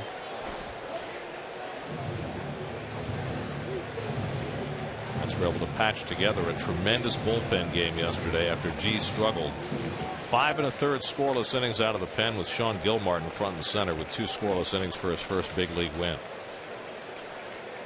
So they've used a lot of bullpen the last couple of days. 3-2. Up and away, ball 4. And so the tying run is aboard. New York Mets baseball on SNY is brought to you by Time Warner Cable. Enjoy more shows on more screens. Time Warner Cable, enjoy better. Buy your Mercedes-Benz Tri-State dealers on the web at MBUSA.com. And by State Farm. Today's State Farm agent of the game is Alan Wheeler of Brooklyn. Contact Alan at WheelerAgency.net. 14 straight Jays have been retired before that walk to Justin Smoke. Now Reyes at the plate, 0 for 3 today. And takes inside for ball 1. Reyes struck out twice against Syndergaard and lined to center field. And now Plawecki trying to calm Leathersich down. Well, you got Familia in the bullpen. He had a 4-out save in yesterday's game. How far would Terry Collins go with him today? He's got Robles up as well. I have a hunch whether they get Reyes out or not, and the inning continues, that this will be Leathersich's last man. Donaldson's hitting .413 with 4 home runs against lefties. So the question is, would it be Robles? Would it be Familia? Got both of them getting ready. And Ricky Bonas is letting them know what the thinking is. 1-1 to Reyes. And Jose watches up and away, 2-1. Well, you got that trio of Donaldson, Bautista, and Encarnacion, 3 right-handed game breakers in a row. So if you were ever going to go to Familia in the 8th inning, you would think this would be the day. 2-1. Reyes bangs it to third. Might be 2, but Tejada couldn't get it out of his glove, and the Mets get only 1. Another double play not turned. Now, there's no guarantee you're going to double up Reyes, but the hesitation by Tejada getting the ball out of his glove cost him. Just couldn't get the handle. This was a double play. I don't care who you are. Smart play by Herrera to hang on to the ball. And that's going to be all for Leathersich. He should be out of the inning. What a shame. How many times have we said that this year? A double play that could or should have been turned by the Mets, and in this case, Tejada just couldn't find the baseball. So with 2 outs, it's going to be Familia for the 2nd straight day being asked to get a 4-out save. Can he do it again? Mets up 2-1 in the 8th. Call to the bullpen brought to you by Verizon.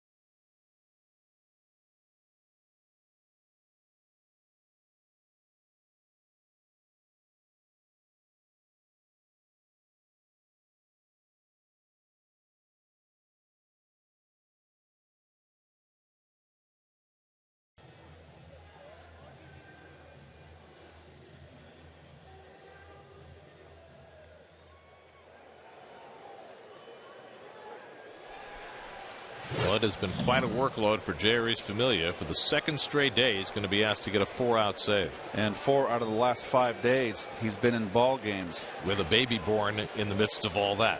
Josh Donaldson, his first mark. Well, yesterday he came in with 2 out in the 8th through 1 pitch. Freddie Freeman hit that scorcher up the middle that Herrera made the great play on, and that got him through the 8th. Donaldson today 0 for 3, flied out twice and struck out. Reyes at first, always a threat to run. And the breaking ball in for a strike to Donaldson.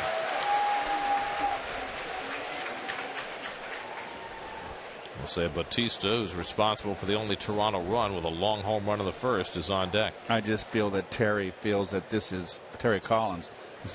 He wants to win this first game from a red hot Blue Jay squad. It's only a 2-game series, and the Mets take it on up to Canada and play 2 more up in Toronto. Reyes 9 steals and 10 tries this year.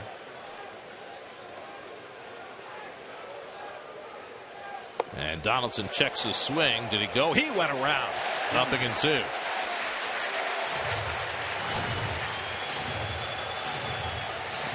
Tied him up with that sinker. I didn't think he swung, but my opinion doesn't count. Mike McClinsky said he swung. Now it's 0-2 to Donaldson. Struck him out. 3 pitches. Familia takes care of his first of the 4 outs he'll be called upon to get. He's become a machine. 2-1 Mets in the 8th. He's pretty good, isn't he?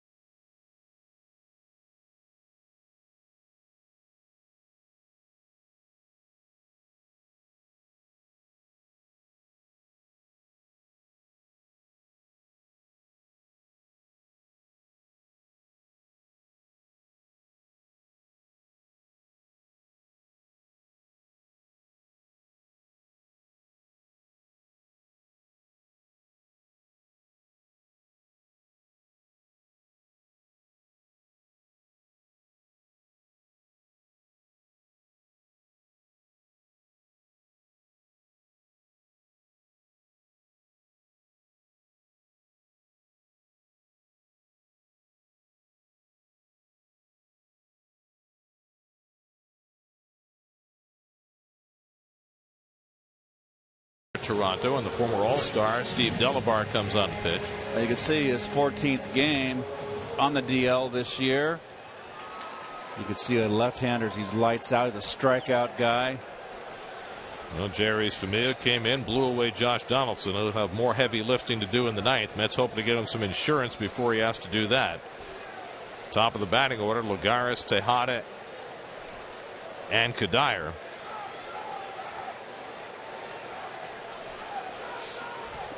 Mark Burley went 7, allowed 2 runs, 1 earned on 4 hits. That might be enough to beat him. Lagares thinks about a bunt with Donaldson playing a step back. Lagares drove in the first Met run with a double to left field in the 6th, then scored the go-ahead run on Ruben Tejada's double.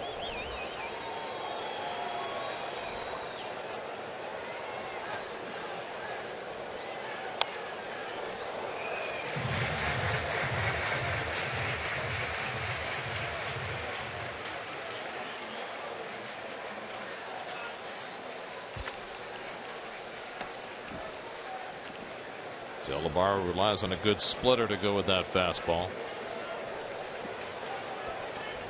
1-1 to Lagares. And it's bounced foul outside third. There was the splitter from Delabar.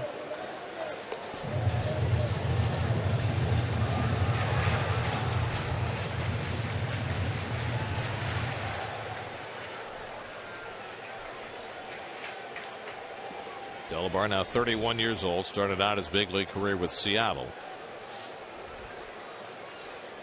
1-2. Too high.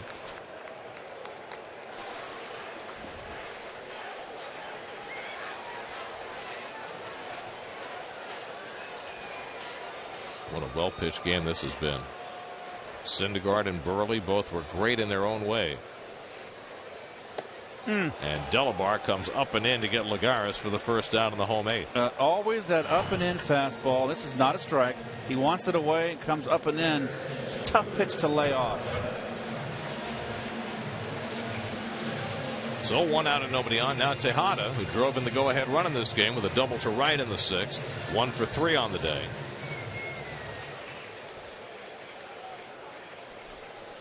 Urban then gave the Mets a moment of panic, unable to start a double play in the last half inning, but Familia came in to clean up that. And Ruben pops one up behind first. Encarnacion calling. 2 out. You could win a trip for 4 to Universal Orlando Resort, where you'll experience the action and fun of 2 amazing theme parks, plus stay on site at Universal's Cabana Bay Beach Resort. Just go to sny.tv/Toyota and enter the Toyota Fan Flyaway Sweepstakes for your chance to win. Now Michael Kadire. Kadire's gone 0 for 3 today.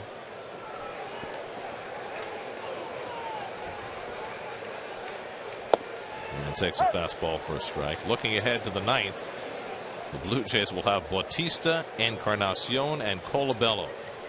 A tough row to hoe for Jeurys Familia, who's been up to just about every task thrown at him so far. Good slider from Delabar.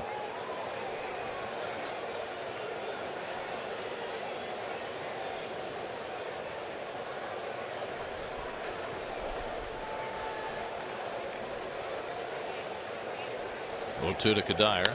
And he pops one foul. That'll come back into play. Think about the last 5 days for Jeurys Familia, though. Thursday night, he works inning against the Giants. Friday night, while he's waiting to hear from his fiance about when he should go to the hospital because his baby's about to be born, he comes in the 9th. He's obviously very amped up, walks a couple of guys, loads the bases, and gets the double play to get out of the inning, and then speeds to the hospital where his baby has just been born. Kadire drives it to right, and that's caught. Sunday he stays at the hospital. Saturday he stays at the hospital. Yesterday he comes in and gets 4 outs, and he's being asked to do the same again today. That's a lot of heavy lifting. That's why they pay him the big bucks.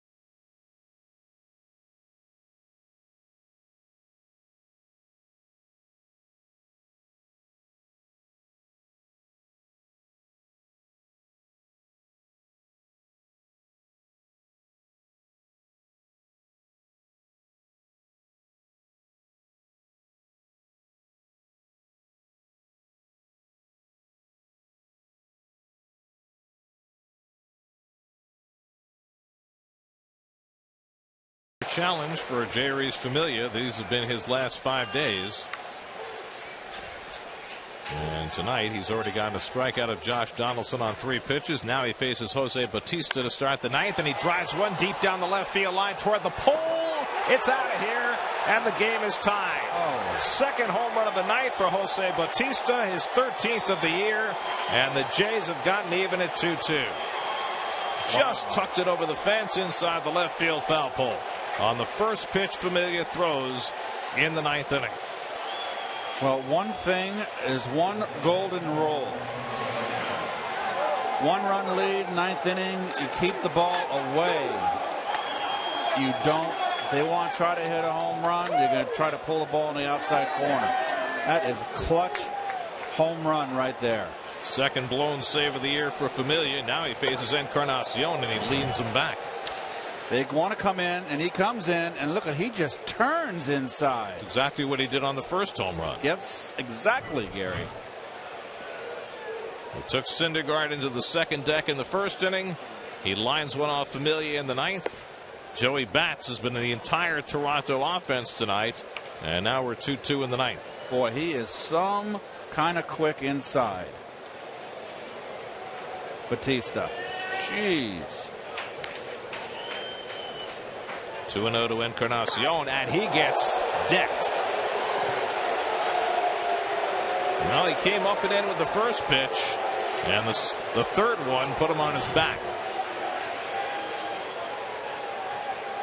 But I'll get you. That's the second one. That's the second chin music Encarnacion's had, but I got one from earlier in the game from Syndergaard.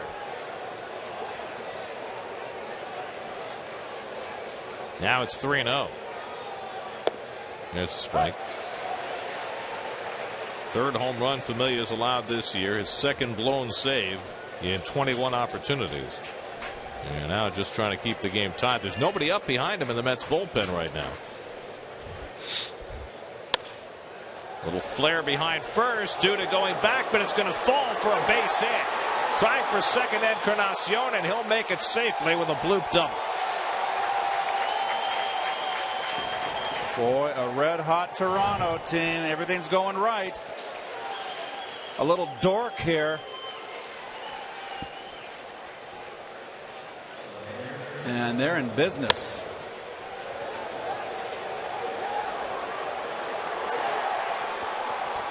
Hesitated right before the bag, but then decided to turn it on. We'll get a pinch runner for Encarnacion. Ezequiel Carrera will run for him, carrying the go-ahead run at second base.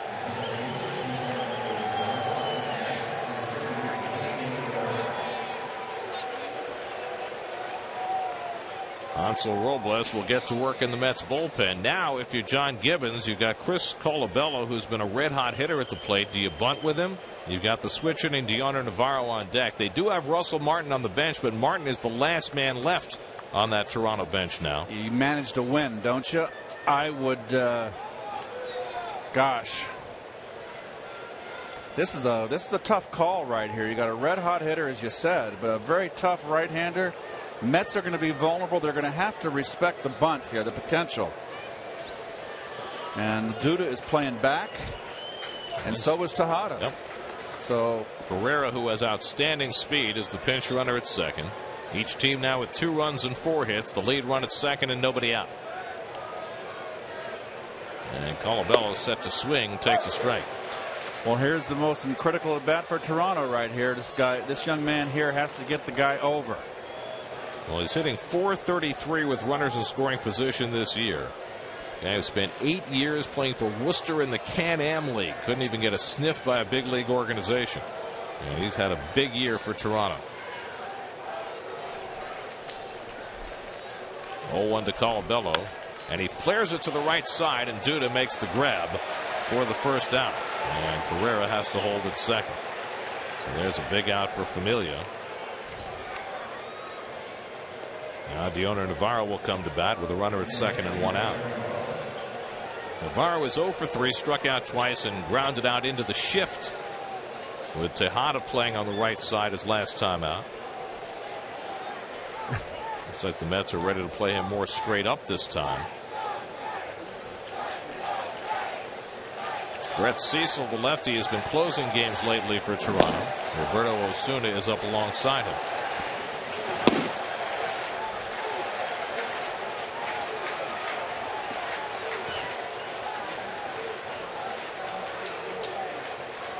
Flores playing right behind the runner at second, so he can't get too far away. And Navarro takes it high. You see the defense. Not the extreme shift they had on Navarro the last time up with a runner at second.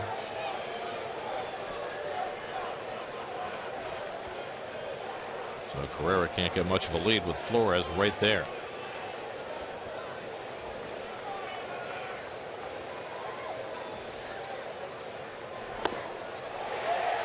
One and one.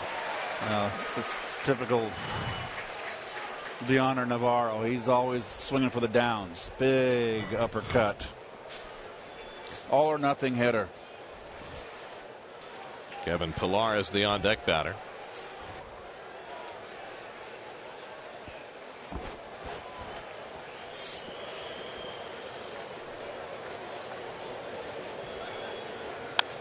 And Navarro fouls back the fastball, 1-2.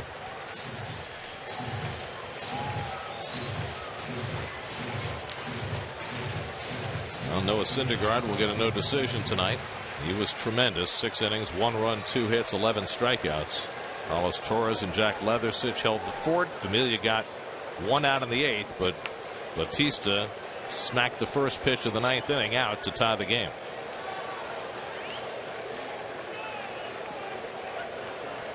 One-two to Navarro. And he comes inside with a slider. 2-2.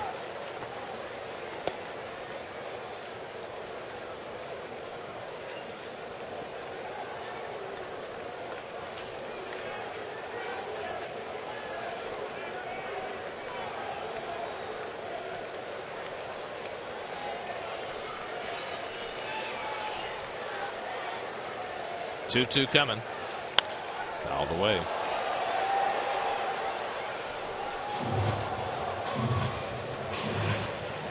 The Blue Jays have never won a game in Queens. They haven't been here since 2001, so they've never played at Citi Field, but they were 0-9 at Shea Stadium. And that's their 15-6 all time against Toronto since interleague play began in 1997. But this is a raging hot Toronto team. They've won 11 straight. 3-2 now to Navarro. No Blue Jays team has ever won 12 in a row. Toronto began playing in the American League in 1977.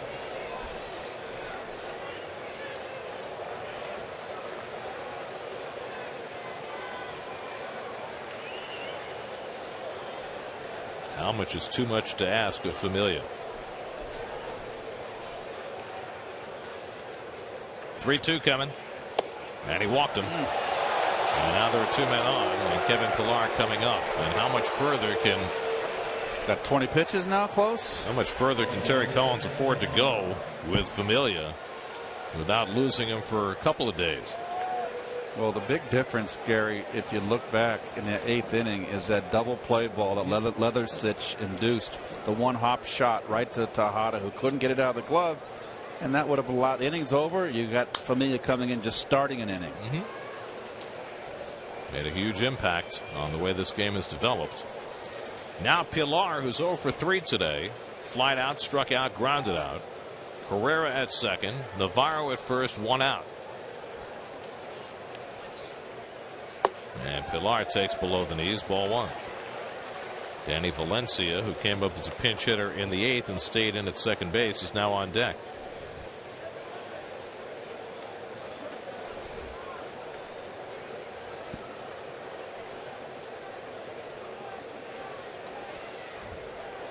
Carrera, terrific speed. Navarro, no speed.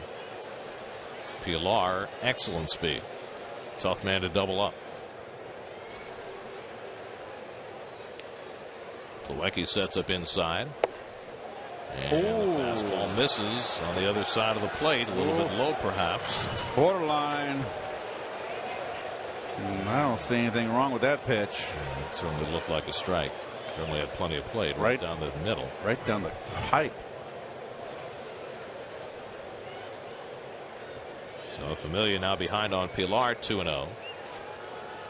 He's getting a little tighter by the moment. Good step out right there by Pilar. Got Familia a little bit of struggle here throwing the ball over the plate. Don't let him dictate. Step out, try to break his rhythm up. It's a good pitch to hit here. Pitch of your choice. And Pilar takes a strike. 2-1. On the way for Jose Bautista, second multiple home run game this season, 25th of his career. He's now hit 200 home runs since the start of the 2010 season. I tell you what I've seen of him, I don't go inside at all on him. He's quick. Lesson learned. 2-1 coming. And the slider away, and now it's 3-1 on Pilar.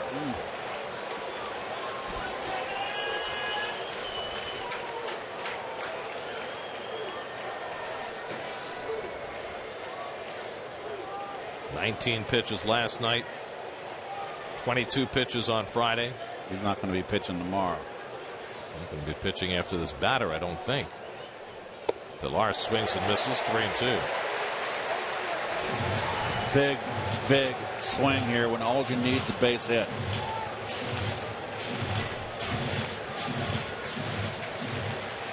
Base hit puts your team ahead, not the 2-run home run. Herrera with great speed at second, Navarro at first. 3-2 with one out.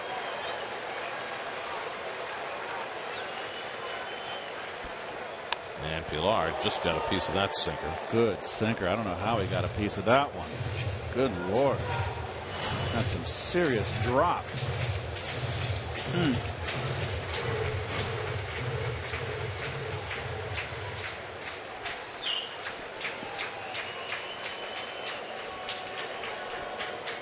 Tough at bats against Familia here in the 9th inning. Navarro worked from the behind of the count and got a walk. Now Pilar hanging in.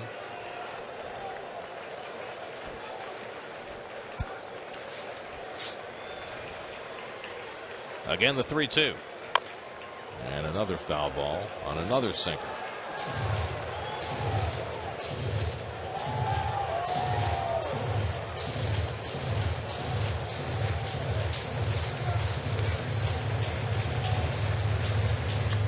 The look of concern, intent.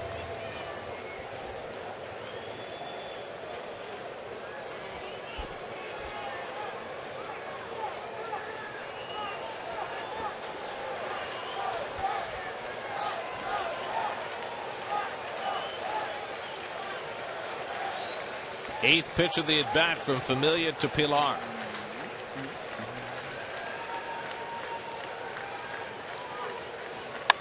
Double play ball if they hurry.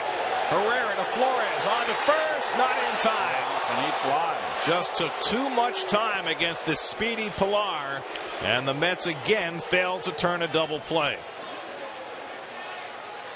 Just looked like Flores had no idea that there was a fast man going to first base. Oh, he did everything he could to get rid of it. And Herrera's right there. Came in tight. I just don't understand what the difficulty that this team has turning a pair. That's just some flying by Pilar. Well, that's two double plays not turned in the last 2 innings. It's been a frequent theme for this team this year, and it causes Familia, who's already had an over-the-top workload these last 5 days, to have to throw more pitches. Now it's Danny Valencia, who flied out as a pinch hitter in the 8th. First and third, 2 out. Go-ahead run at third base. And a fastball strike.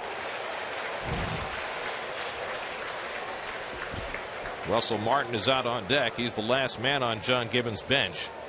He'll pinch hit if Valencia keeps the inning going.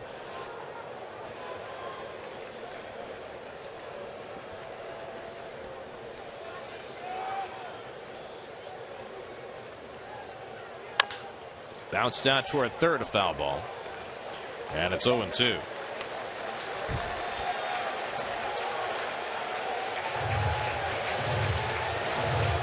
Tremendous speed on the bases for Toronto on both corners. Pereira at third and Pilar at first. Wouldn't be shocking if Pilar took off here.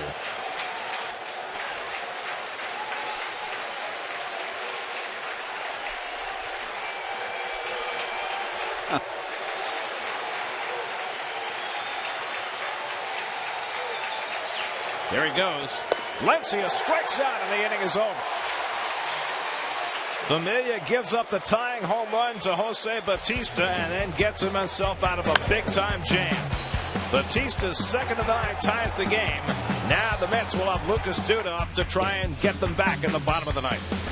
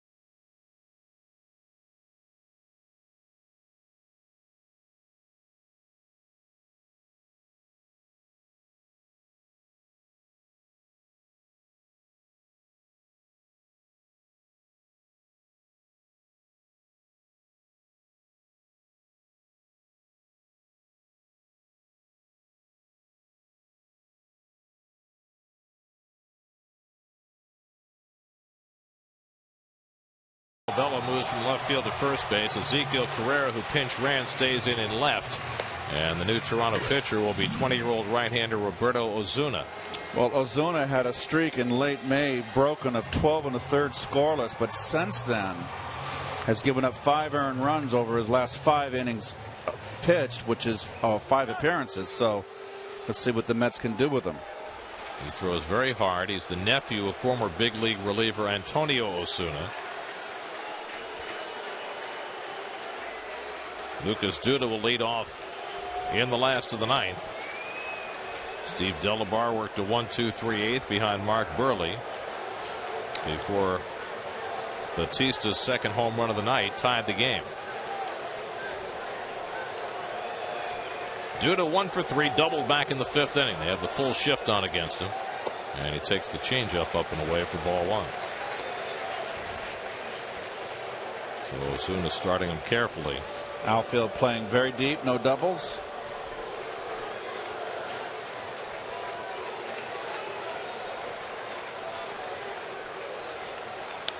Duda takes his big rip and fouls it back 1-1. Good cut, Lucas.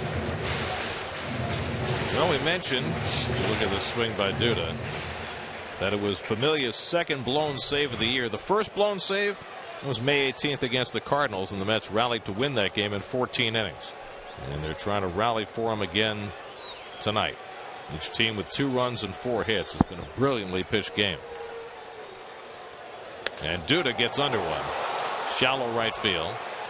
And Bautista calling. 1 out. Well, it's amazing how you got a team coming in here averaging 8 runs per game, wearing it out. But good pitching is the big equalizer, Gare. You know, the Blue Jays have won 34 games this year. Only once this year have they won a game where they scored fewer than 4 runs. They had a 3-1 win over the Yankees on May 4th. Every other win, they've had at least 4 runs. There's Wilmer Flores, who's 0 for 3, so this has been a very atypical game for them. Taken high for ball 1. Pitcher spot due up next for the Mets. And Daryl Siciliani, who's been red hot, is out on deck to bat for Familia. who had to go overtime again today.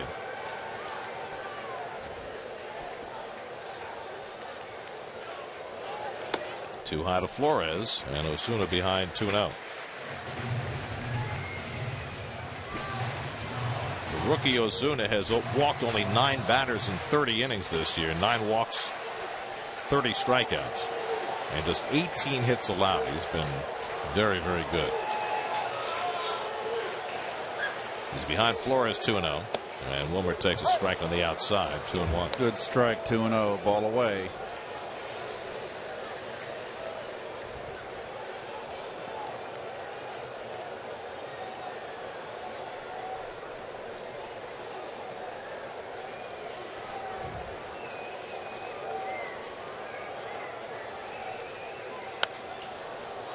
Two and two.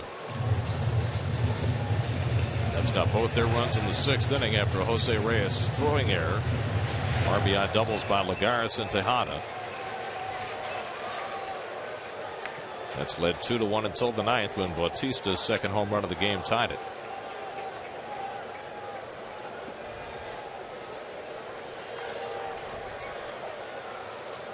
Two and two to Flores with 1 out. And Wilmer whacks one foul. It's about 3 walk-off wins this year. The last one came on Thursday when they beat the Giants on Michael Kadyr's walk-off hit. Ansel Robles getting ready for a 10th inning if there is one.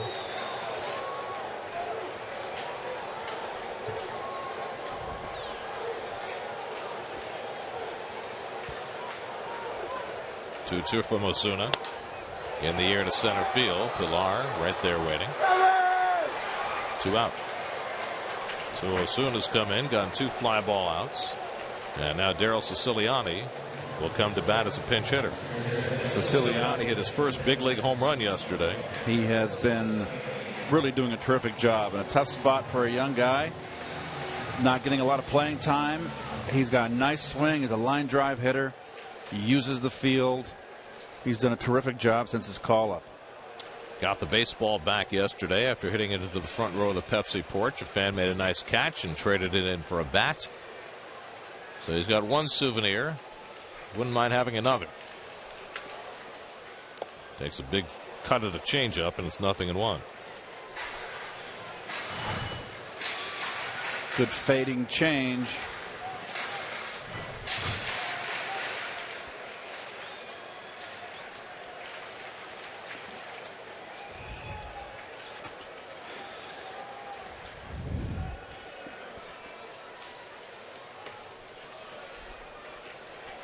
Ball and a strike.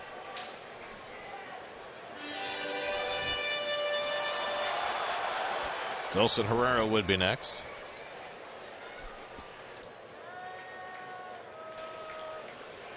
Siciliani batting for Familia with 2 out in the 9th. And a fastball in for a strike, 1-2.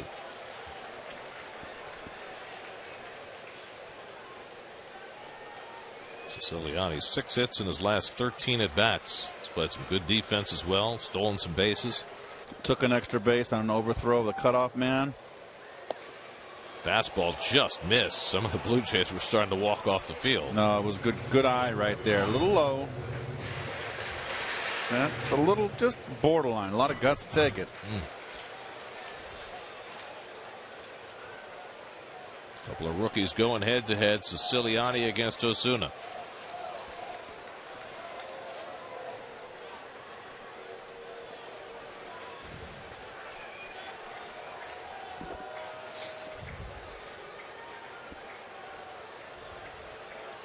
Now the 2-2. Strike 3 call. Got him looking. Osuna pitches a 1-2-3 bottom of the 9th, and we're going to extra innings at Citi Field. After 9, Mets and Blue Jays tied at 2.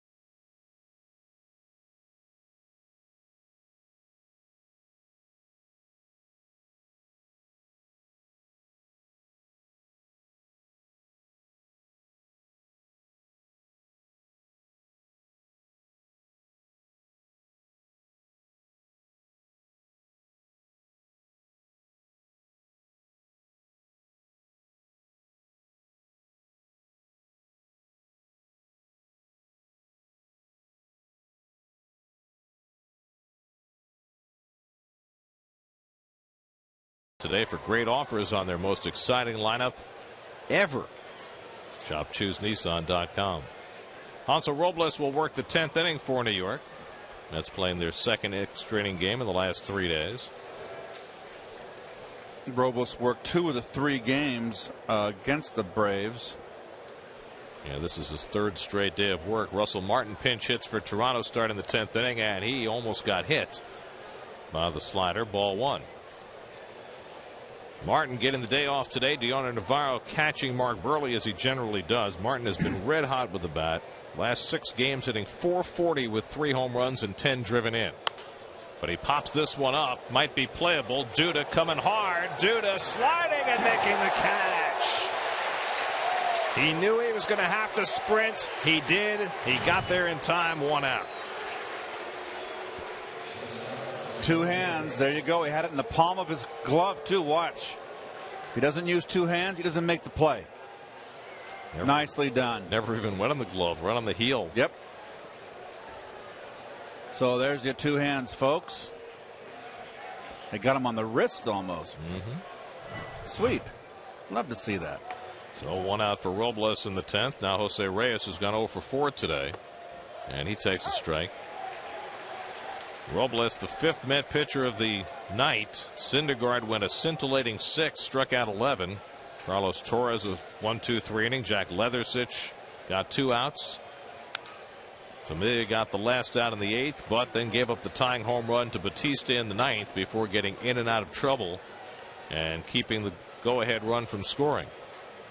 And now it's Robles in the 10th. Robles worked 2/3 of an inning Saturday, another 2/3 of an inning yesterday. And Reyes slaps one down to third. Tejada has it in the webbing and throws him out. Nice sigh of relief there from Ruben. Hot corner. Had his glove down. That's why he made the play. Nice play. So now 2 out and nobody on. Brett Cecil, the left-hander. Aaron Loop, the other left-hander. Cecil, the closer. Loop will come in if it's still tied, one would presume. Josh Donaldson 0 for 4 tonight. But this is the stretch of dangerous home run hitters, Donaldson, Batista. Although now Encarnacion is out of the game, so it's really just the 2 of them. Although everybody on this Toronto team seemingly is capable of hitting a home run. Batista's done it twice tonight. Donaldson takes outside, and it's 2-0.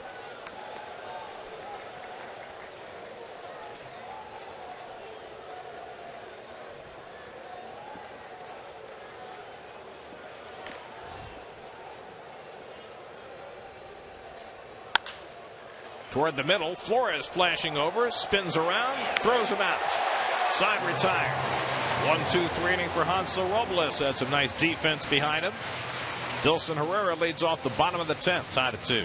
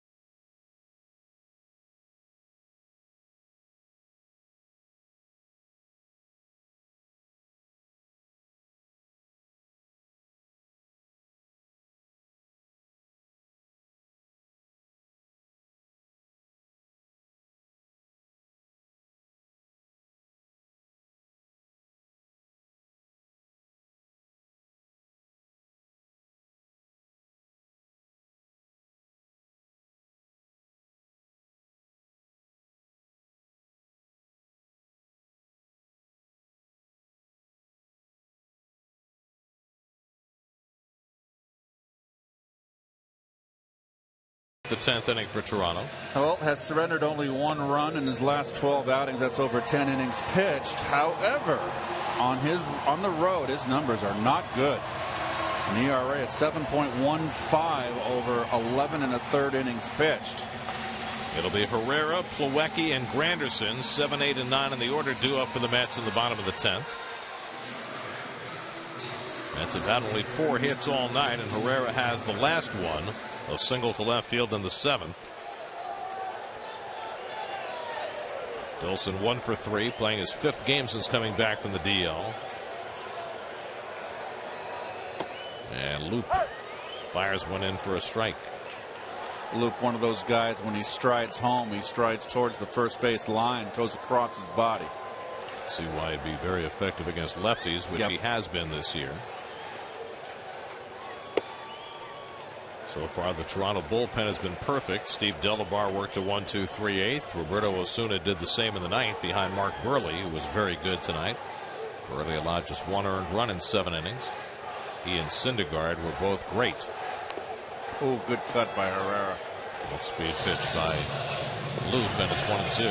Herrera's been swinging just a little bit up.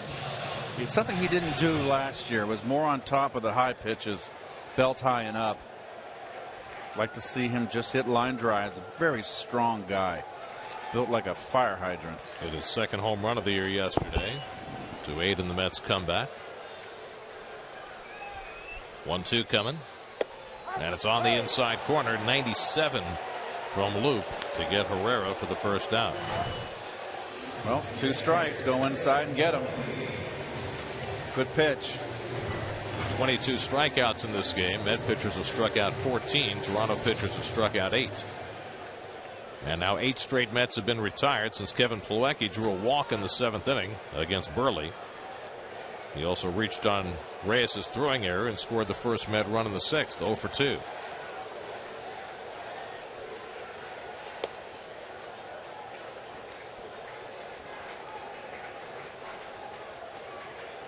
Curtis Granderson, hitting in the 9 hole, is on deck.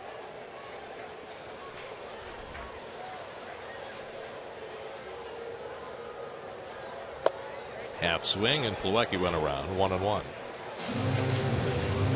Oh, and we're done here. Who knows when that might be. WB Mason post-game live. Gary Apple, Nelson Figueroa will have all the highlights, all the analysis, all the speculation, all the rumors, all the truth. Goodness, what they do. Hit hard, but right at Reyes. Comes up for him nicely, and he throws out Plawecki, 2 out.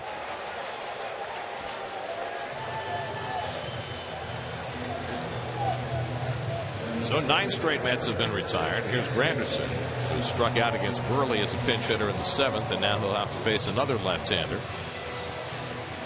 Curtis has seen Loop before. In fact, he's the only Met who has. He's 2 for 6 against this left-hander. And they put on the shift against him, but they leave the third baseman Donaldson home at third against whatever bunt threat there might be.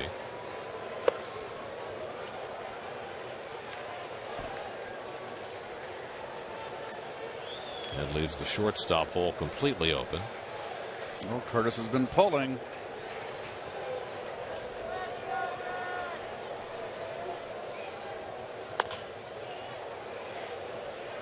Ball and a strike.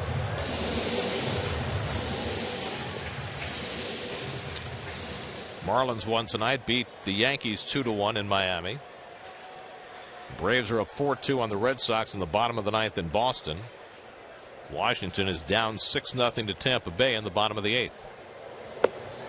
Fastball strike, 1-2.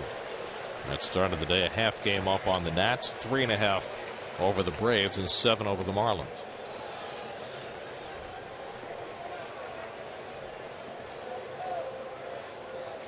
Loop ahead 1-2, and Granderson didn't fish at that. 2 balls, 2 strikes.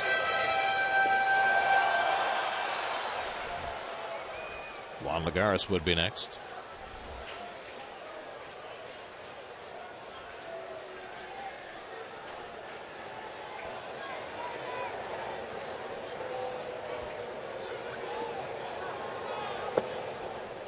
Now a full count. Curtis has 1 walk-off home run in his career. It came 10 years ago. in 2005. Boy, with the 2 years of 40 home runs at Yankee Stadium, wow. It's pretty amazing, huh? Well, Kadire got his first walk-off RBI in 9 years the other day. Curtis lines one toward the middle, but that's right where Reyes is playing, and the side retired. 9 up and 9 down for the Toronto bullpen. We go to the 11th, tied at 2.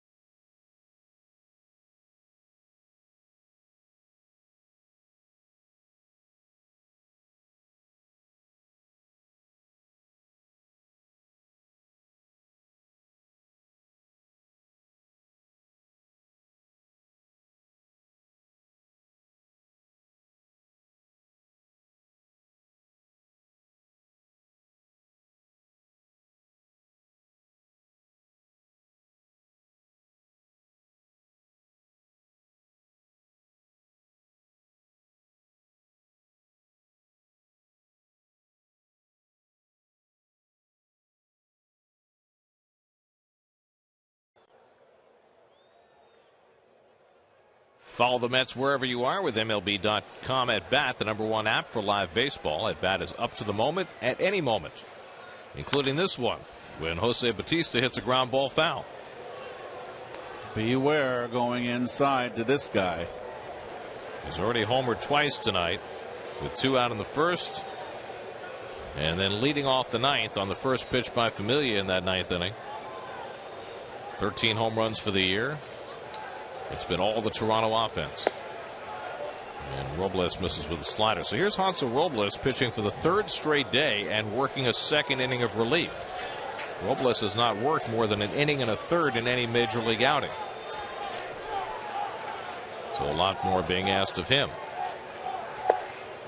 And he misses with a slider, and it's 2-1. The Mets today designated Dylan G for assignment and brought up Akil Morris from Single-A St. Lucie. And the way this game is going, Morris might end up in this game. 2-1 to Bautista. Bounced on the left side. Nice easy hop for Flores. 1 out. So a big sigh of relief there for the Mets as they get Bautista out. I don't think I ever recall anybody being called up from A-ball to the big leagues, Gary. Well, Dwight Gooden sort of was. I mean, he pitched in A-ball in '83. He did pitch in the playoffs for AAA Tidewater that year, but he never pitched AA or AAA in the regular season. But mid-season like that, you're right. And there's Akil, who looks very relaxed. He'll be only the 2nd Mets player ever from the Virgin Islands. Original Met Joe Christopher was the first.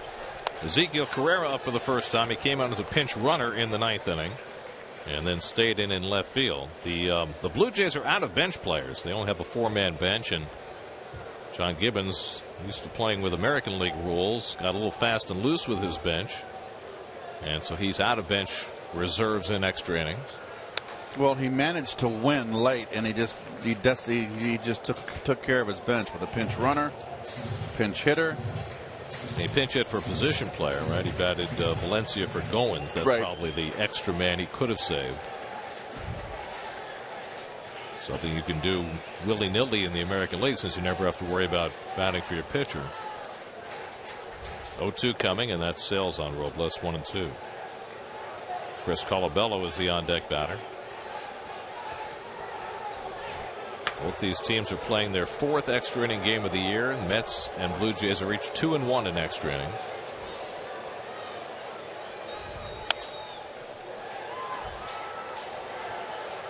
Well, I'll say what. Tell you one thing. These young Met relievers, they go after hitters. They're not afraid. I like it. I like what I see. He certainly had a rough day on Saturday, but bounced back very nicely yesterday in a marathon bullpen outing.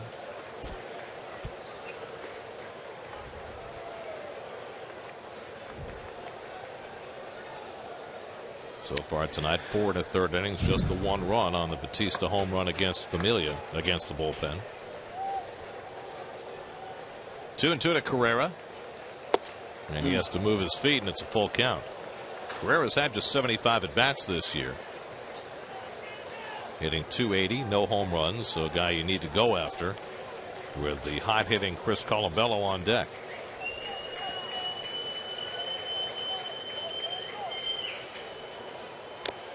And he reaches for one and fouls it off.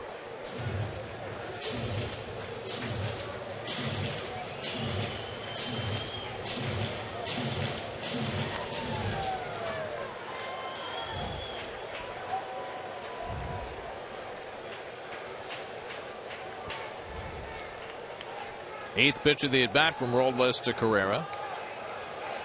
And he walked him. So a 1-out walk to Ezequiel Carrera after Robles had retired his first 4 hitters. And Carrera's got some wheels. He's a good fleet of foot. There's nobody up in the Mets bullpen. It's on Robles to try and finish off this inning.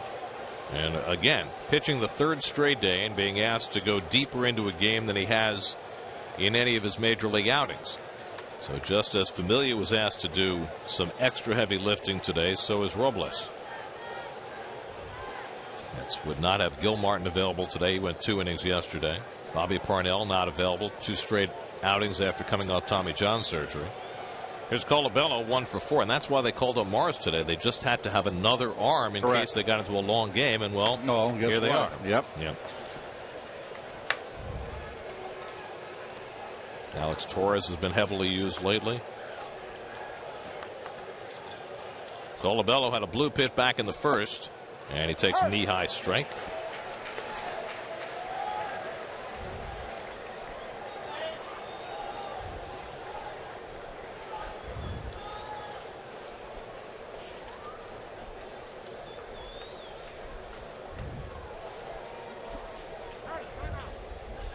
Starting to get a little chilly here.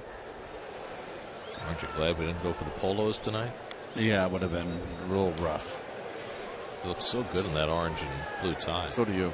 Thank you. Not as good as me, though. Never do. Colabello fouls it back. 0-2. We have our roles. Yona Navarro waits on deck.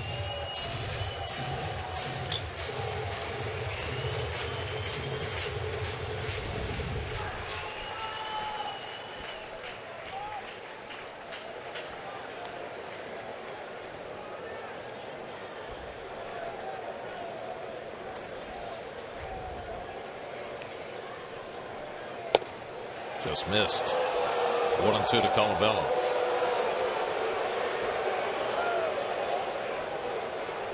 Terry Collins had to use 6 pitchers on Saturday in the 11-inning loss. 6 pitchers yesterday, and he's on his 5th pitcher tonight.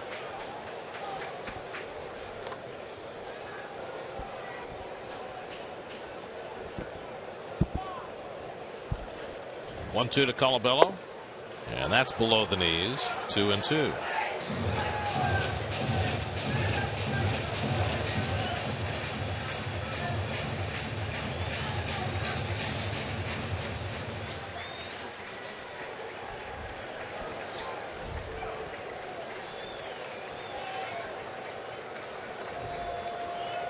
Carrera at first has shown no signs of running, and he can fly. 2-2 coming. Off the corner. Just missed. Well, Hansel now need to leave a trail of breadcrumbs if he wants to get Mike Winters to call a strike. Missed. Just missed. And then Cabrera is going to be on his horse now, 3-2. 1 out here in the 11th. Colabello's taken 3 close pitches in a row to get the count to 3-2. Runner goes. Hit the other way. Base hit. Carrera will go first to third. So Colabello comes through. And now the Blue Jays have the go-ahead run at third with 1 out. Nice hitting right here. Now you're not going to get a good jump here. It's up to the hitter to cover you. Just out of the reach of Lucas. It's good hitting.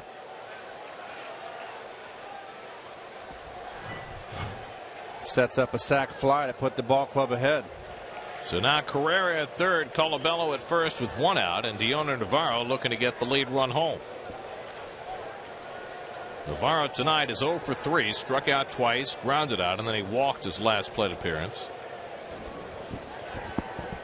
Robles being asked to do more than he's ever done since he became a big leaguer. And he is in a tight spot now, and the Mets get relief up behind him. Well, there is the newcomer, Akil Morris, the right-hander, and the heavily used Alex Torres, the left-hander, getting ready. Boy, I'll say Torres has been worked hard. Snacks, Keith? Yeah, I'm hungry. I can hear. Well, I'll stop. I figured it was a break in the action. That's when you usually talk, when there's a break in the action. I forgot.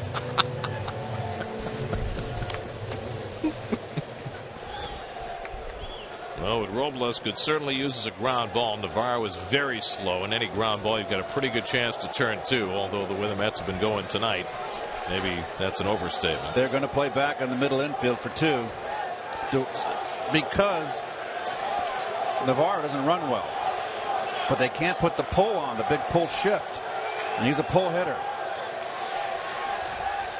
And Navarro swinging at the first pitch fastball, 0-1. Well, you just keep the ball away from him. He's just trying to pull everything.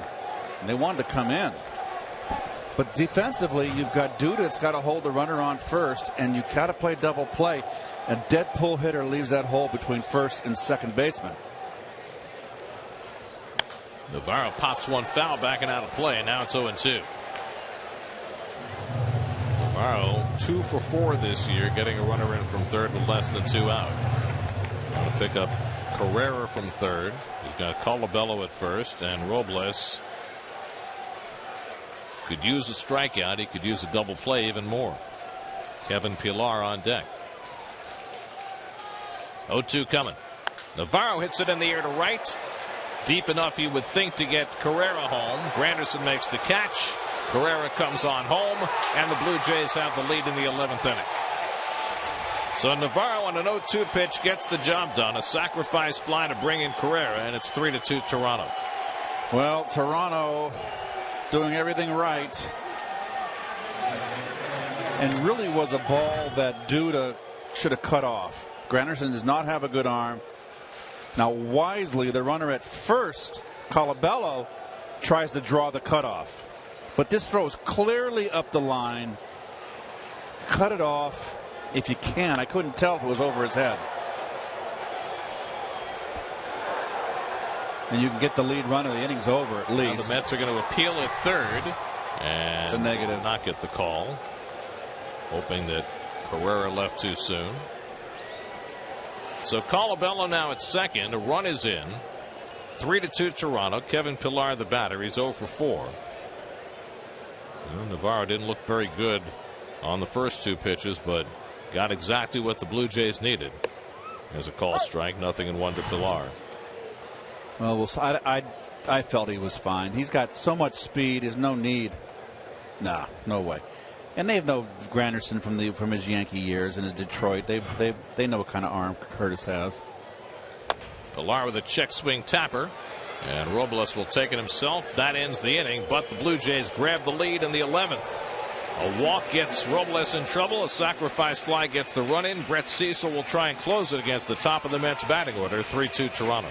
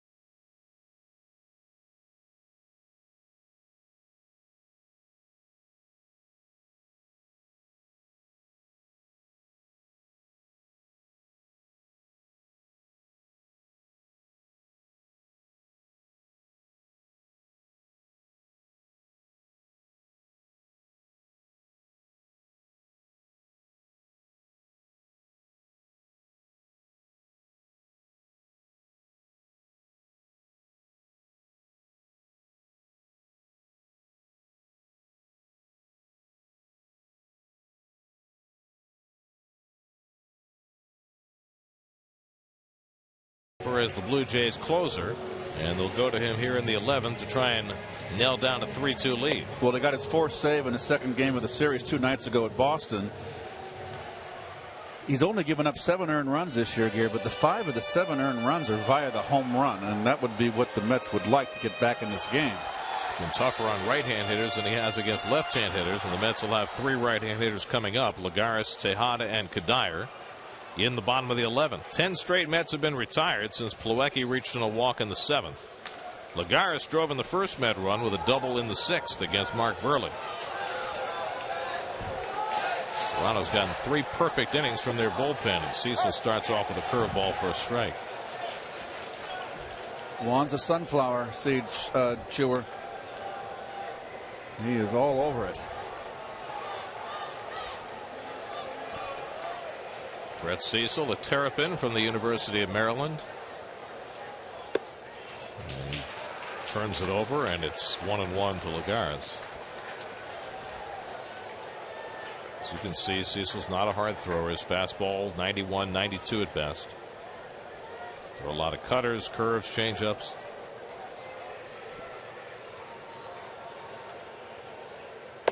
And Lagares leans back.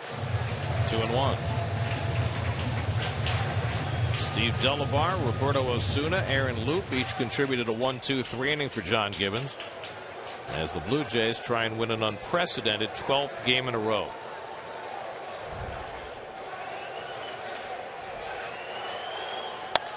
Hit hard.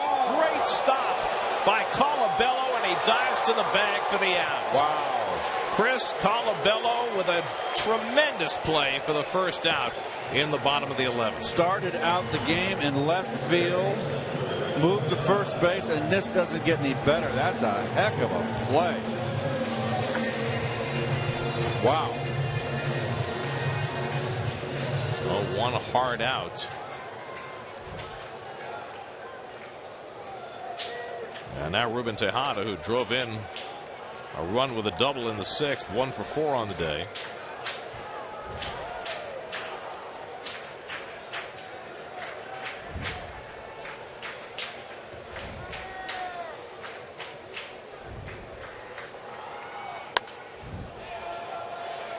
Fouls off the fastball from Cecil, 0-1. Michael Kadire, who has faced Cecil before, is on deck. Lucas Duda, if anybody gets on. Toronto 3 runs, 5 hits. The Mets 2 runs and 4 hits.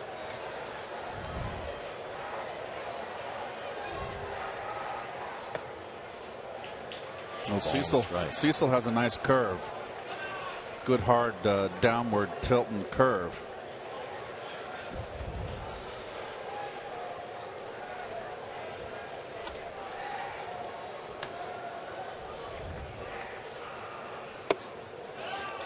Blue Jays trying to do something they've done only once all season. That is win a game where they score fewer than 4 runs. They've won with their offense. They had a streak of 18 straight wins without a save, which is almost unheard of in the game today until the last few days. And Cecil, who has changed that equation with a couple of saves, falls behind Tejada 3-1.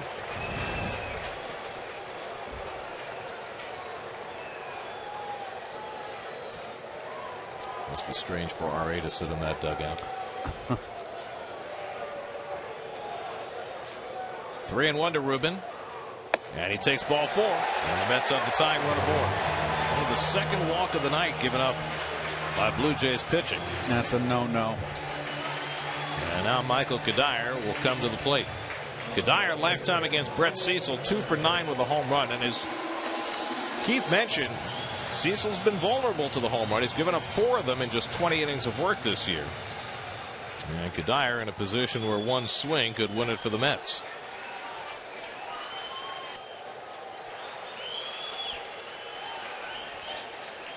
Kadire 0 for 4 last night, lined out to right field his last time up.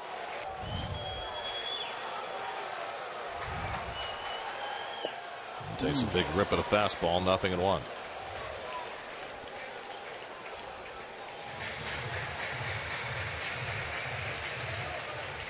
Kadire, who had the walk-off hit against the Giants Thursday night. Had his tooth chipped during the celebration. Got that tooth fixed, which might mean he's ready for another go-round.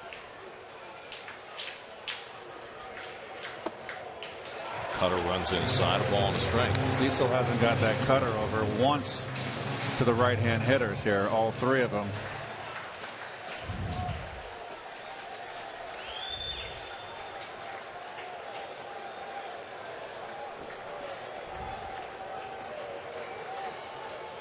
And the curveball misses. 2-1. Game's over at Tampa Bay. Rays beat the Nats 6-1, so the Mets will stay in first place for another day.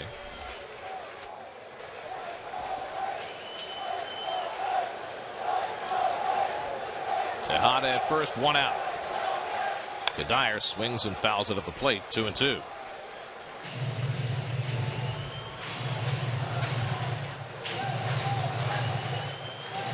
Travis d'Arnaud measuring his stroke. Let's have d'Arnaud and Campbell left on the bench tonight.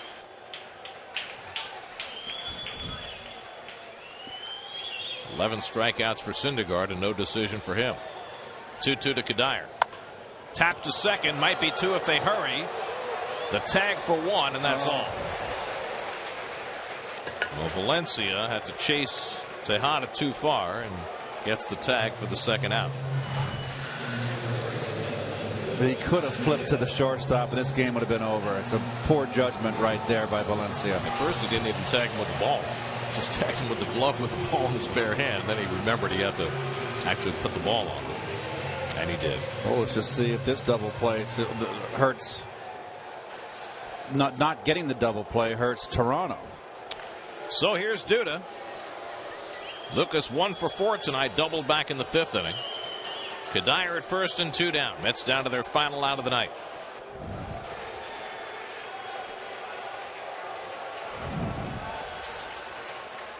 And Lucas with a half swing, 0-1. Lucas has hit 4 of his 9 home runs against left-handed pitching this year.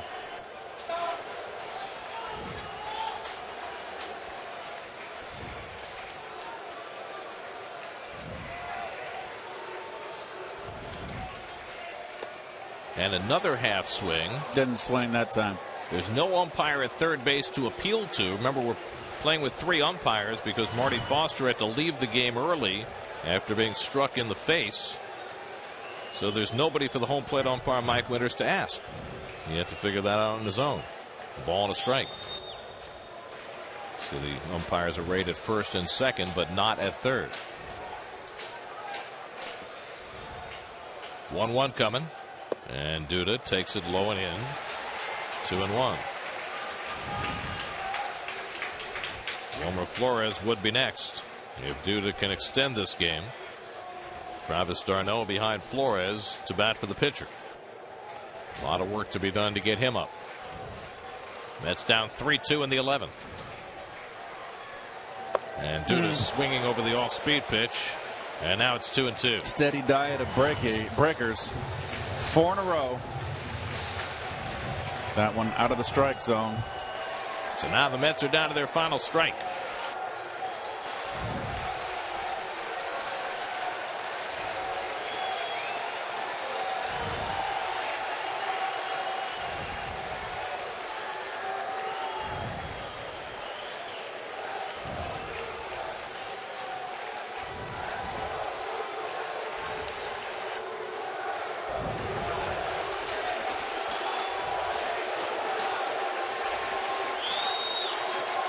Two off the plate, full count.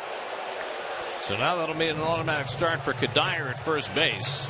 Better chance to be able to score the tying run on an extra base hit. They are playing big pull, very deep. Yep, in the outfield. Outfield and a big shift. Runner on the loose now. Be hard to find a gap as deep as they're playing. 3-2 to Duda. Kadire gets set to run. And Lucas pops one up, shallow left. That's going to fall. Kadire racing for third. He's being waved home. The throw to the plate by Carrera. Cut off. Kadire scores the tying run.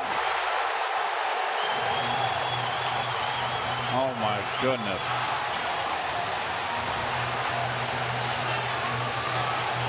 With the big shift on the infield and the outfielders playing back on the warning track, a little pop fly by Lucas Duda falls for a run-scoring double. Still can't score on this ball, can you? I mean, good play by Tuffle to send him. Good hustle by Kadire. Running on a 3-2 pitch gave him the advantage he needed. And he never stopped.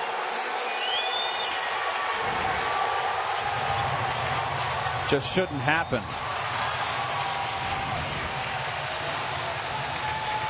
Nice call by Tuff. They're going to score it a single for Duda, second on the throw. Now the Mets could win it with a base hit. Wilmer Flores coming up. John Gibbons coming out, and I think he's got a right-hander he wants to bring in the game to face Flores. So a pitching change for the Blue Jays. The Mets tied in the bottom of the 11th, down to their final strike. Now trying to win it. We'll be right back to Citi Field.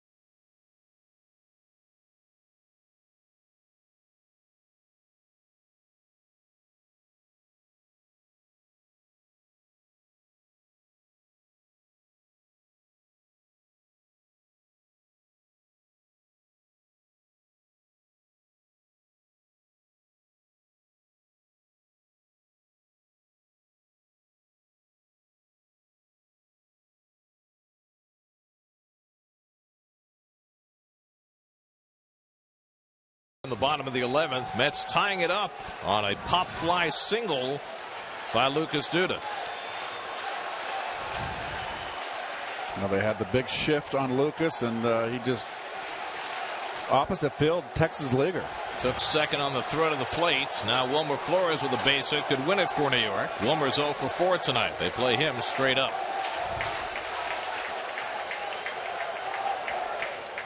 And Flores hits one up the middle, base hit. Here comes Duda around third, trying for the plate. The throw by Pilar, not in time, and the Mets win it.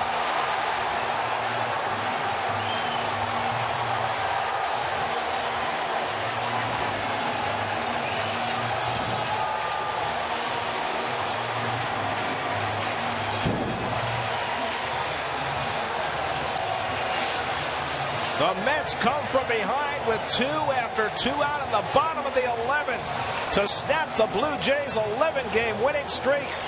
Duda ties it, Flores with a walk-off hit, and the Mets win in 11, 4-3. Didn't waste any time. First pitch, base hit up the middle.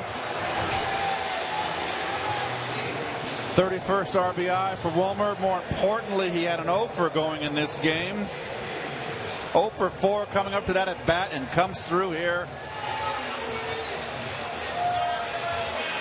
And that's another big win for the Mets. 2 back-to-back. Second time the Mets have overcome Familia's blown save, the only two he's had all year. They beat the Cardinals in 14 the first time. They beat the Blue Jays, even more difficult, behind in the 11th inning, down to their final strike. Duda with the pop fly hit to tie it, and Flores with the walk-off hit bringing Duda home. And this team is on fire right now. A big 5-run comeback yesterday, and now they beat the hottest team in baseball coming from behind in the 11th inning. Well, these are all good things happening. And the sunflower seed shower. Wilmer Flores with the walk-off hit. He's standing by with Steve Gelb. Steve? Thanks, Gary. Wilmer, how used to these walk-off wins are you guys getting? I don't know. Awesome game. Our beats were awesome. We got the win. What is with this team right now showing consistent resilience seemingly day in, day out? You know, we just come in every day and just play hard every day and see what.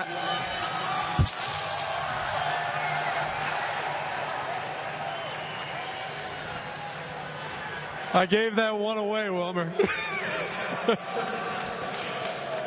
This team, though, right now, yesterday, coming back from 5 runs down to win the game. Today, coming back multiple times, picking up your closer, who's been so good for you all season long. What is happening with this team right now? What is the belief like in that clubhouse and in this dugout nightly basis? We're not giving up. Even if we're behind, we're not giving up. And that's what good teams do. Wilmer, congratulations on the win. Go enjoy it. Thank you. Wilmer Flores with his second walk-off hit of the year as the Mets score 2 in the bottom of the 11th to win it. Yesterday was Sean Gilmartin getting his first big league win. Today it's Hansel Robles getting his. Robles pitching a 3rd straight day, working 2 innings, gave up a run in the 11th, but the Mets trumped that with 2 in the bottom of the inning to beat the Blue Jays 4-3, snapping Toronto's 11-game winning streak. For every Mets win, the Mets Foundation is proud to contribute $2,500 to the Cats Women's Hospital and the Cats Institute for Women's Health. For more information, visit northshorelij.com/KIWH. This win brings the total contribution so far this season to $87,500. New York Mets baseball on SNY is brought to you by Geico, over 75 years of savings and service. By Pepsi, the official soft drink of Major League Baseball. By your Tri-State BMW centers. And by Prism. Now your team can collaborate at a whole new level with video walls from Prism. Learn how at prism.com. Thrilling win for the Mets tonight as they beat the Blue Jays in 11, 4-3. Wilmer Flores with the walk-off hit as the Mets, who were down to their final strike, scored 2 to get the victory. Now the Mets and Blue Jays will do it again tomorrow night. Matt Harvey on the mound against Scott Copeland. Our coverage begins tomorrow night at 6 o'clock right here on SNY. Now for Keith Hernandez, Steve Gelbs, and our entire SNY crew, I'm Gary Cohen at Citi Field. Time for WB Mason post-game live. Let's join Gary Apple and Nelson Figueroa in the studio. Guys?